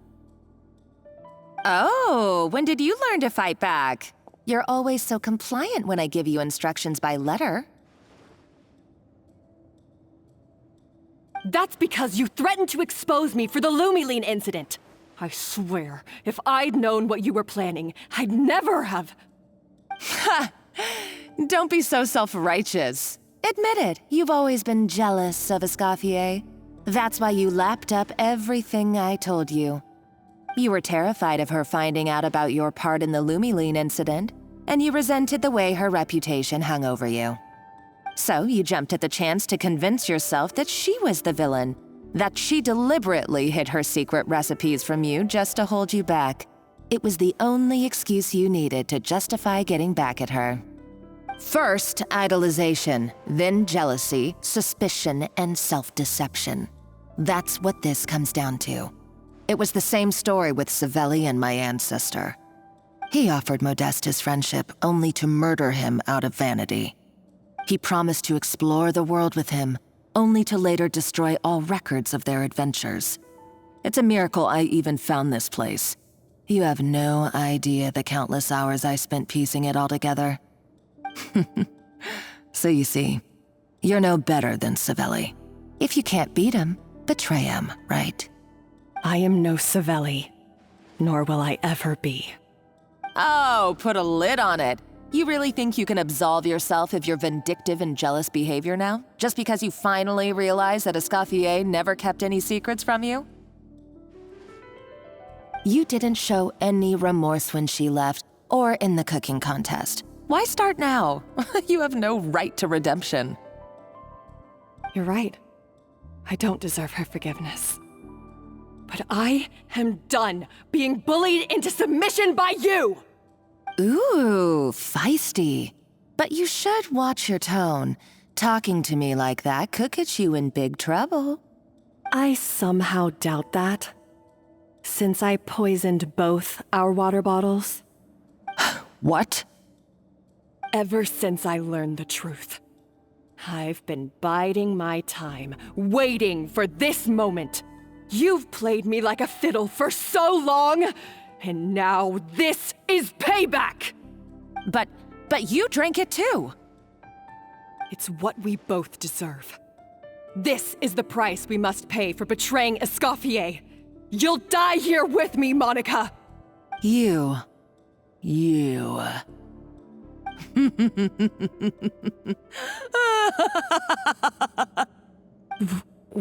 What's so funny? Oh, you're too much. I thought I'd play along for a bit just to amuse myself. You gave a very rousing performance. I saw your dumb plan a mile off. There's no poison in these bottles, just clean, fresh water. No. Revenge is a dish best served cold, you know. Did you really think your half-baked plot would fool me? You're a lousy chef, and you make a lousy villain, too. A complete waste of space. No wonder you never amounted to anything. Everything I ever did was a failure. And now, I failed again, for the last time. Hey, why don't you try your hand at being a comedian in your next life? You got a good laugh out of me. But now the show's over. You should have just done like I asked, Savannah. All I wanted you to do was scout the ruins for me. But you had your chance, and now it's time to say goodbye. Stop right there! Let her go, Monica! We've got you surrounded! Escoffier? Ugh, looks like I'll have to keep you around for a little longer. You can't! Stay back if you want her alive! Escoffier and the Traveler. I can't take you both on in combat, but if you so much as flinch, I can end Savannah's life in a heartbeat. Monica, what are you hoping to achieve by this? You're about to commit murder, and for what? A recipe? A recipe? You chefs are all blinded by your myopic focus on kitchen affairs. Well, some of us actually have bigger fish to fry. Modeste had a secret. The truth behind his so-called genius, the je ne sais quoi factor in his Gâteau de Bourg, and it's right here in these ruins. Are you serious? You're here because of a Gâteau de Bourg obsession? You've gone completely mad! I couldn't care less about the cake itself. No, the real treasure is the secret ingredient that Modeste sourced from these ruins. He and Savelli were fools. A priceless treasure of Remoria in the palms of their hands, and they thought, ooh, this would go great in our cake mix. We're talking about a powerful stimulant that also sharpens the senses. That's no cooking ingredient. It's a groundbreaking drug. That's right, I've done my research. It was a drug that Remoria developed for their war machine. I could make a killing by selling it to the treasure hoarders or the Fatui. Will you listen to yourself? You're completely delusional. My eyes are wide open. Just wait till I get my hands on this treasure. You'll see what a fool you've been.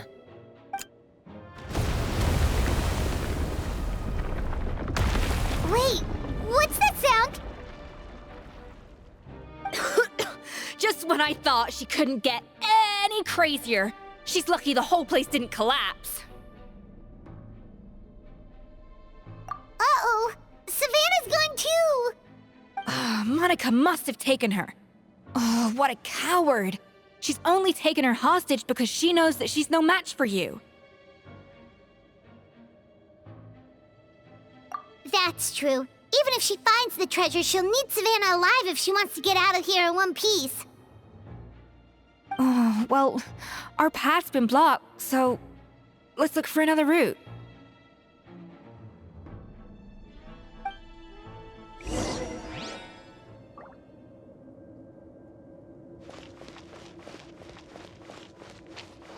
The water looks pretty deep here. Maybe it leads somewhere.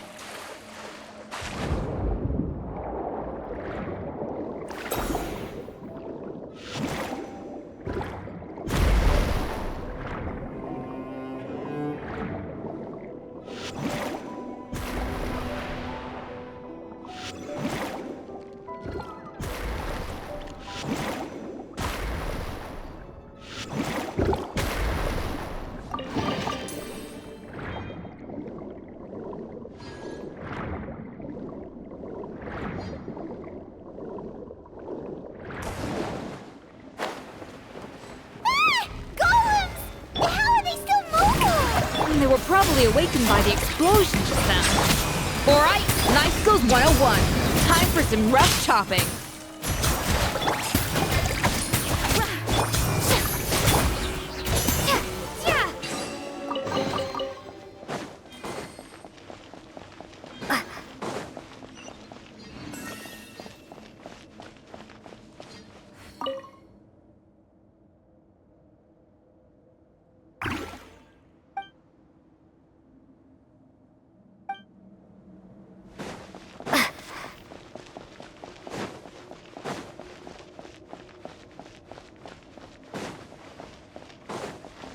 Another door?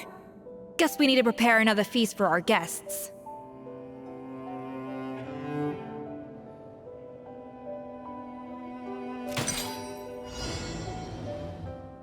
Ha! Yeah! Ha! Za! A dash of frosting! Cha!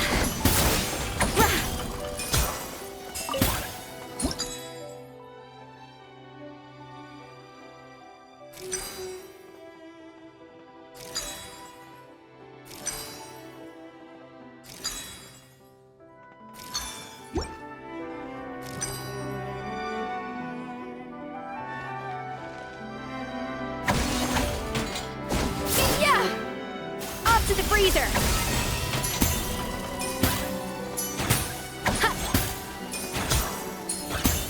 Cha!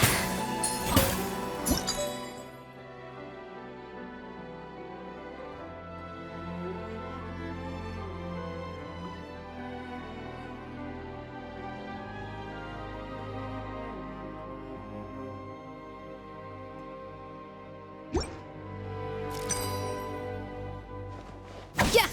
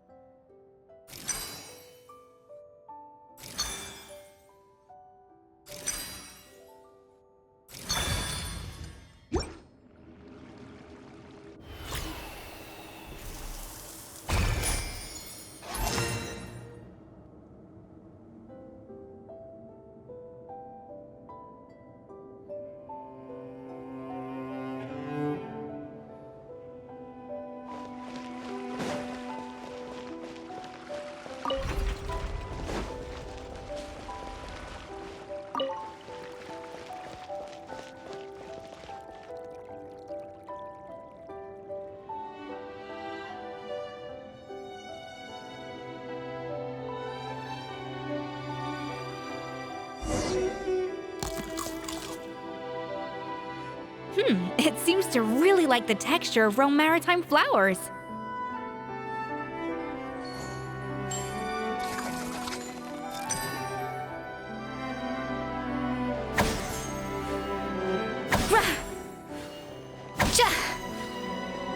A little amuse-bouche!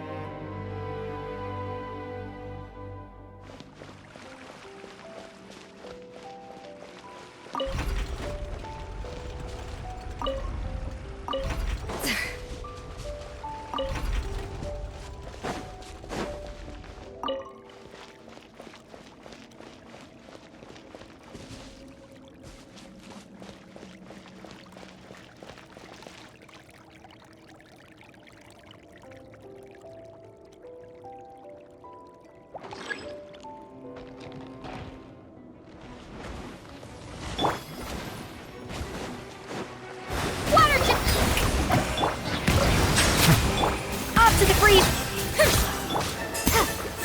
Wipe out!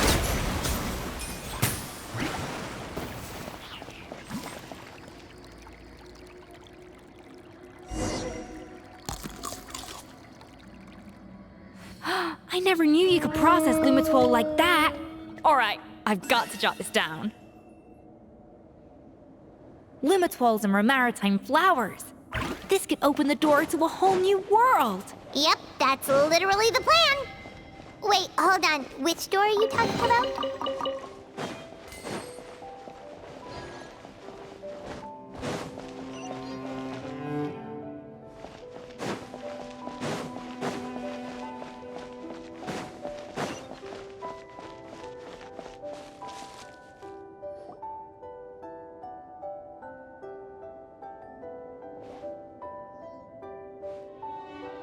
That's strange. These don't look Romorian to me. More like last century Fontaine. Adventurers from last century Fontaine, huh? Oh, Modeste and Savelli, do you think they camped here? By the looks of it, this was a one-person camp. They adventured together, but maybe one of them came back alone at a later date. Huh, you really think so? Trust our adventurers' instincts. We're pros at this stuff, just like you're a pro in the kitchen. Okay, well, the Traveler has more adventuring experience overall, but Paimon's definitely a pro rummager from all those treasure chests. Darn it! Paimon was just about to show off her rummaging skills! Huh, no kidding. Are all adventurers so obsessed with journaling? I mean, I guess I take a lot of notes when I'm cooking as well, but I thought that was just me. Anyway, let's find out who was here. It's been years since I've last visited these ruins. It's exactly the way I remember it. This place probably hasn't changed in millennia. Sadly, up above, on dry land, everything has changed. The treasure of Remoria. That's what we used to call it. Modeste was right about its potential. It turned Gâteau de Bourg into a national sensation. Our limited stock of the substance meant that the gâteau could only be produced on a small scale. But this only drove up the popularity all the more. Modeste was right about that too. He predicted all of it. He was praised as a genius, while I, as the one person who'd ever disagreed with him, was labeled a talentless fool. Modeste tried his best to console me, but I knew better than anyone just how great the gulf was between us. Our conversations grew scarce, and we saw less and less of each other. I didn't fight it. He had new friends and a career of his own. Why invite further disdain by inserting myself where I did not belong? I told myself that maybe one day, when I finally created a masterpiece of my own, I'd be able to face him without shame. Or maybe one day, when I've put these feelings of self-loathing behind me, I'd be able to ask him with a smile on my face, how about we go on one more adventure, for old time's sake? Unfortunately, that day will never come. So it was Savelli. From the sounds of it, he came back after Modeste had already died. I always thought it was just a legend. But if it's true, then this must be the place where they found their secret ingredient, the birthplace of Gâteau de Bourg. In that case, what does that say about the death of Modeste? If it's all true, maybe Savelli really did have something to do with it. The taste of Gâteau de Bourg has changed.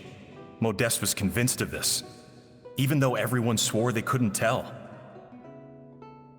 Being the perfectionist that he was, he refused to accept even the slightest flaw in his work. He stopped all sales of the product, locked himself away in the kitchen, and worked day and night, vowing to find out where he had gone wrong. But as he baked and taste tested over and over again, he found he only strayed further and further from the original taste. It was only when he was sipping on coffee one day and realized he could not taste the bitterness that the truth finally dawned on him. What had changed was not the gâteau, but his sense of taste. The treasure of Remoria stimulates the senses, taste included, and invigorates the spirit. In the short term, it offers people the ultimate gourmet experience, but in the long term, it dulls their senses entirely. In hindsight, it made perfect sense. After all, why would a culture that sought liberation from the constraints of their bodies care for the loss of their senses? But we realized it too late. We were just too late. Over the course of his many culinary experiments, Modeste exhausted the remaining supply of the treasure of Remoria. He consumed it all himself. The finest culinary talent of his generation now faced a future in which he would never be able to taste anything ever again. Finally, in despair, he took his own life. And because we had become estranged, I could not be there to stop him, to offer some words of comfort, or even to say goodbye. Yet despite everything, he sent me his final letter. The treasure of Remoria? Guess Monica was really onto something. It really was a kind of drug. So, Modeste chose to end his own life. Then, why all the rumors that Savelli murdered him? Also, neither the Codex nor any other contemporary records make any mention of the treasure of Remoria.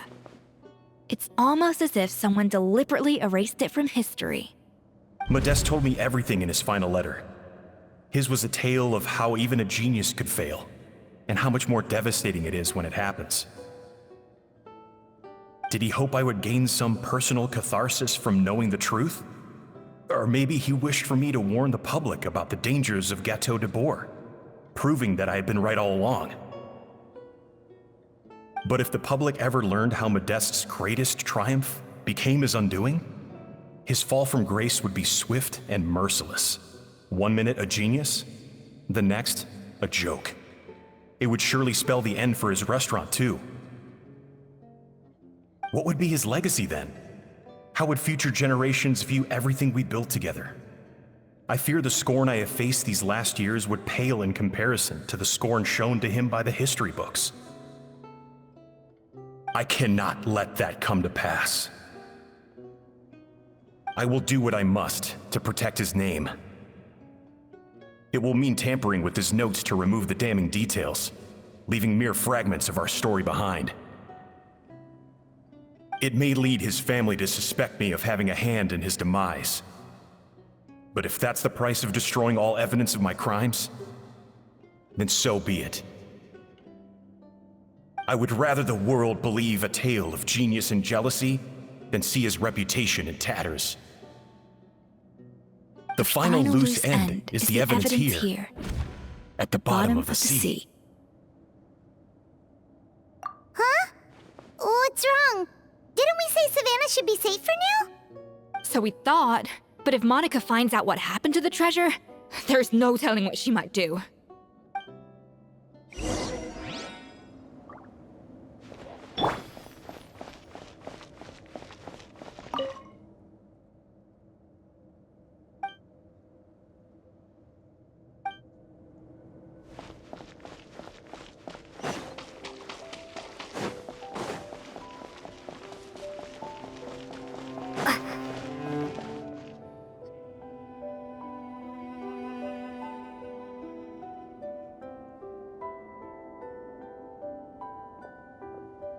The treasure of Remoria. I have found you at last. Savelli, you tried your best to bury the truth, but you underestimated the children of Modeste. Some fragments of his diary escaped your clutches, and we have held on to them for generations. But I have to thank you too, Savannah. Without your help retrieving the Codex, and with it the last piece of the puzzle, I may never have found this place. But now, finally, the secret to Remoria's military might is within my grasp. The treasure of Remoria is mine! Oh. It's empty. It's empty? Monica? Oh, we were seconds too late. Escoffier? What's the deal with that jar? Savelli's final act! He wanted to conceal the secret of the treasure forevermore and make sure it would never harm anyone again. So he came here after his friend's death and destroyed every last shred that remained. This can't be happening. All the years I spent piecing together the truth. All my painstaking planning. All that for an empty jar? Monica, don't do anything stupid. This ruin is more dangerous than you realize. Oh, shut your pie hole! Praise be to Lord Remus. You barbarian shall be slain.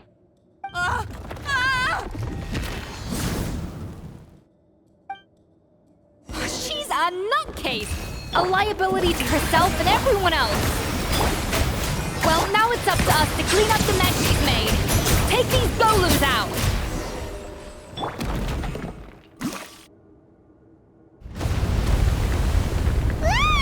Why is this place still shaking?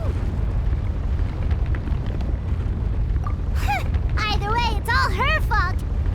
Enough chit-chat. Let's get out of here, Traveler Escoffier, come on! Okay, I'm coming. Oh, no you don't. If I can't get what I want, neither will any of you. I've got nothing to show for my life's work so far. But if I can take another so-called genius down with me in my final moment, then it was all worth it. You're a psycho!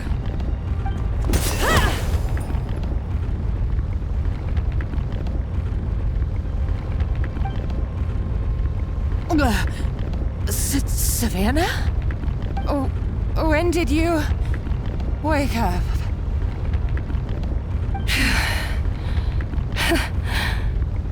I may be a lousy chef, but it looks like I'm not a complete waste of space. Traveler? Okay, let's go!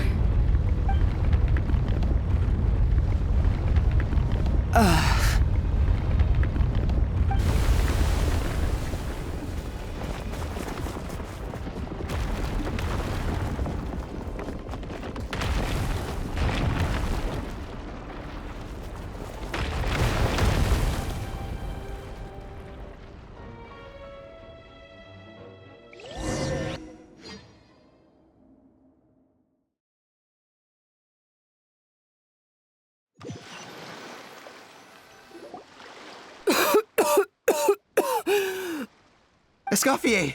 Savannah! Traveler! And Paimon! Venegem! What are you all doing here? What did you expect us to do? Stay at the restaurant and sit on our merry derrieres? While the Traveler and Escoffier were out here risking their lives? We had to do something, even though that something ended up being, well, waiting for you here instead. I don't deserve any of you. And I certainly don't deserve to be your head chef. It was my fault Escoffier had to leave. Then I couldn't live up to her standards. I acted like a tyrant in the kitchen. And now I almost got myself killed. Come back, Escoffier. Come and be our head chef again. I'll never be able to replace you. Okay, so everything I said to you the day I left, it just went in one ear and out the other? Huh? Sorry, I was kinda in my own head at the time. All I could think about was the Lumiline situation. What was it you said again? Forget it. It doesn't matter. Anyway, I didn't leave this job because of you. And you're not nearly as awful a chef as you think. If you were that bad, why would all your staff show up here for you? Escoffier's right. Sure, you nitpick our work and get us to do things over a lot. But when it comes down to it, you're the one who's always doing whatever it takes to make sure the customers get served on time, every time. Things were pretty rough after Escoffier left, and Savannah's the only reason we've been able to make it through. Our customers know that Escoffier doesn't work for us anymore. But the fact is, they keep coming back. If that's not an endorsement of your work, I don't know what is. At the end of the day, we're all human, and we all make mistakes.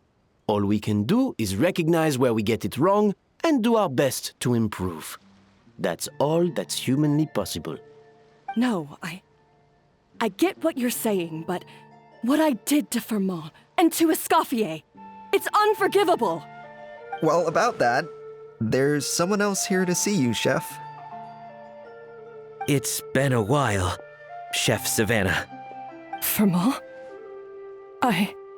I'm so sorry. I put far too much pressure on you. And the way I stubbornly refused to go and see you after you fell ill.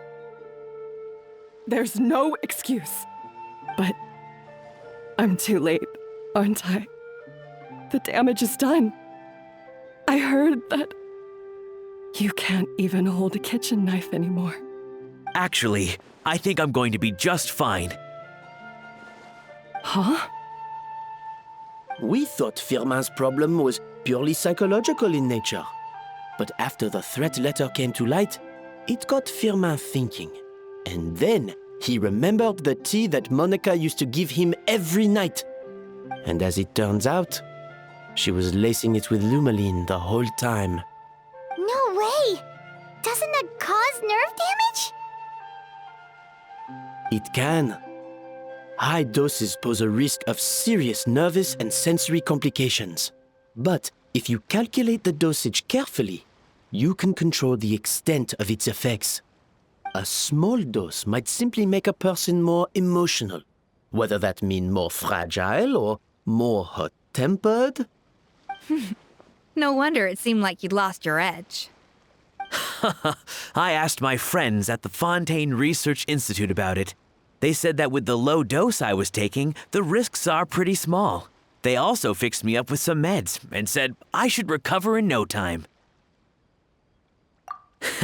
Well, that's what happens when you give someone a little bit of hope to cling on to. There's more. We believe that Firmin was likely not Monica's only victim. You mean she poisoned me too? Oh, so that's why Savannah's been so irritable this whole time! Let's not be too quick to blame everything on the Lumaline. That stuff can only amplify what's already there. So tasty food will seem like the most delicious thing in the world, while food you don't particularly care for will become utterly revolting. So you better make sure you reflect on your behavior and apologize to every single person you've wronged. I will. I'm sorry. There's still one question that's really bugging me. Why is it that no matter what I do, my Gâteau de Bourg never tastes the same as yours? Is it just... is it because you're a genius and I'm not? It's because the heating element in your oven is broken, you silly goose. What? I felt like something was off during the cooking contest.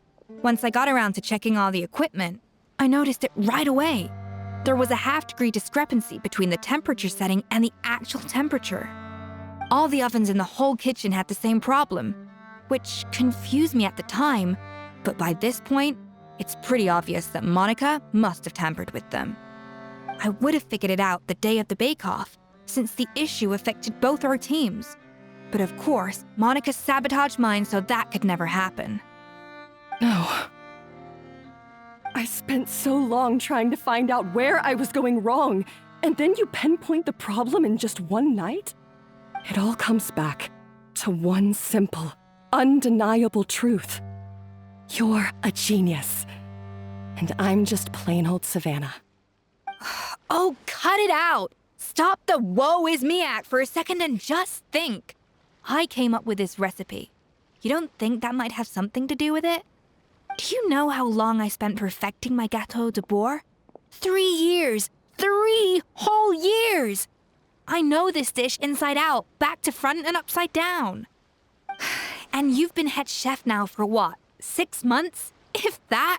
A couple hundred failed attempts, and you're gonna throw in the kitchen towel and declare you'll never be successful because you're not a genius. You clearly have no idea how many kitchen failures I've had under my belt, or just how long it took me to finally get my recipe to a level I was satisfied with. Genius or not, everyone makes mistakes. Modeste did, Savelli did, everyone does. You're only a lousy chef if you don't face up to your mistakes, learn from them, and then keep chipping away until you crack the problem once and for all. Surely you haven't forgotten all that. You were no lousy chef back when I handed you the reins. I haven't forgotten. And I'll make sure I never do. That's our head chef. Ha ha! Sounds like we won't need another changing of the guard in the Hôtel de Bord kitchen anytime soon. Huzzah! Aw, what a perfect ending to a crazy journey. Look how happy everyone is. So you got your mojo back now? Yeah. Thanks to you, Escoffier. In fact, no. Thanks to all of you. Aw, friends again. So nice to see them finally settle their beef. Good. So now that's out of the way. It's time for payback. You cheated in our last bake-off, and I demand a rematch right now. Huh?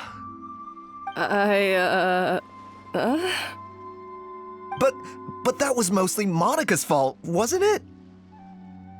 Right. And also, does it have to be right now? Savannah's only just got her mojo back, and you barely escaped from a death trap. No excuses. This is a cooking contest between 2 top chefs, and nothing will stand in its way. So grab your spatula and get ready, because this rematch is happening today, right now, this instant. Hey, so, this whole time you were salty about losing? The second cooking contest commences now! This time, no more games, and no holding back!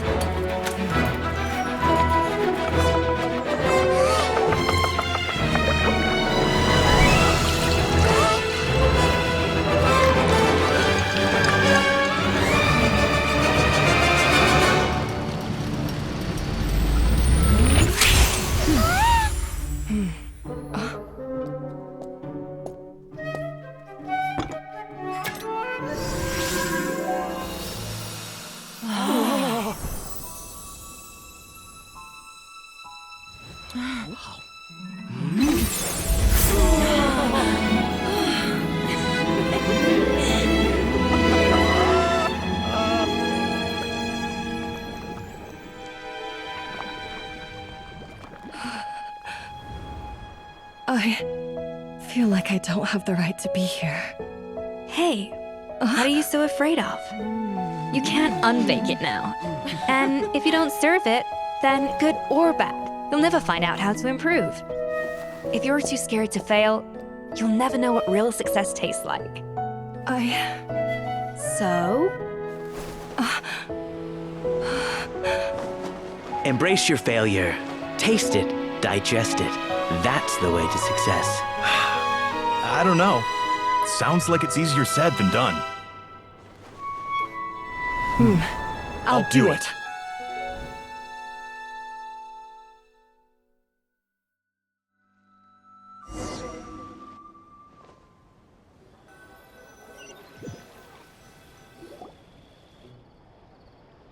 The results are in! A landslide victory for Escoffier!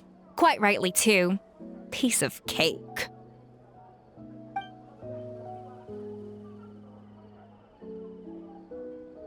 Oh yeah, look at that! Savannah looks pretty chipper too, considering she lost.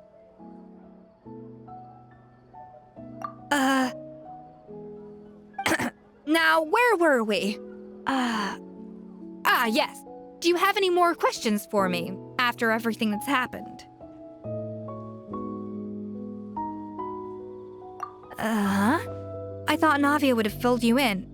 And actually, I said all this to Savannah before I left. Although, as we saw, I don't think any of it sank in. I had 2 reasons for leaving. One was the food safety incident, of course, but the other was that the Hotel de Boer had reached a point where it didn't need me anymore. So I decided to step down and look for new opportunities to improve myself. Improve how? Well, a while back, I got to know a fellow chef from Liyue, and in her, I saw so many new possibilities. She has that same adventurous spirit that Modeste and Sibeli had in their youth. Slime mucus, lizard tails. With her, nothing's off the table. There's a whole world of new flavors out there waiting to be explored, hiding away in ingredients we overlook.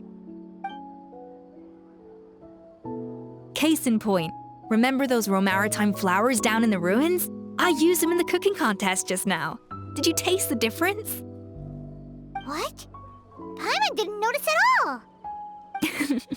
Half of the art of cooking is dissecting the recipes of previous chefs and figuring out the exact constellation of elements that gave their work its signature taste. And the other half, it lies in freeing yourself from the confines of the kitchen. You've got to go out and explore the endless possibilities out there. Uh-oh. Paimon's suddenly not sure she wants to try your cooking anymore. Hey! Don't worry, it's not going to be a free-for-all like in Modeste's time. Before I put anything into my food, I'll obviously do my research, make sure it doesn't contain any harmful substances. In the meantime, take this. It's a recipe for Petit Gâteau de Boer revised version. I tweaked it to suit your needs as busy adventurers. Hope you enjoy, and remember, feedback is always welcome. All right! So, do you ever see yourself returning to Hotel de Boer? Oh, of course. I've already promised Vanishem that I'll come back every once in a while to make sure the quality of the food remains at an acceptable level. You know, Paimon's still a little disappointed that we never got to see the treasure of Remoria. Surely Monica wouldn't have gotten drawn in so deeply if it wasn't for all the mystery surrounding the original Gâteau de Boer. She practically dedicated her life to finding the lost pieces of Modeste's diary. Then went to all that trouble to infiltrate the Hotel de Boer. And in the end, it was all for nothing. Since you mentioned the treasure, between Modeste's writings and what we saw in those ruins, I think I may have figured out the truth. The so-called treasure of Remoria was most likely a substance that the Remorians extracted from lumitoids, better known to us as lumiline. Huh? So then, why all the hype back in the early days of Gâteau de Boer? Don't forget, it was a very different era. We could barely even refine sugar back then. So desserts were very much in their infancy. In a world of bland food, it's no wonder that the first thing to really excite people's taste buds took the world by storm. And as for the lumiline, it may well have been somewhat valuable in ancient times. But these days, it's just another drug from the Fontaine Research Institute. Even if Savelli hadn't destroyed it all, I doubt it would be worth that much these days. So after all that, there was nothing in those ruins but worthless junk. Feels strange to say it, but Paimon almost feels sorry for Monica. She sacrificed it all only to get nothing in return.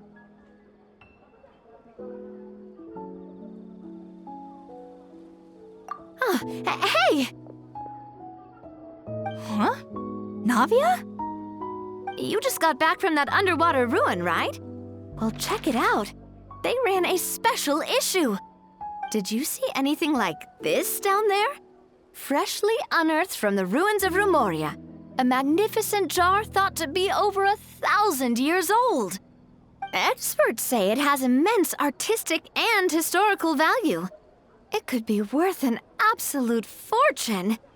Wait, isn't that the jar they used to hold the treasure? If only it was still in one piece. Some butterfingers must have dropped it or something. Ugh, it's such a shame.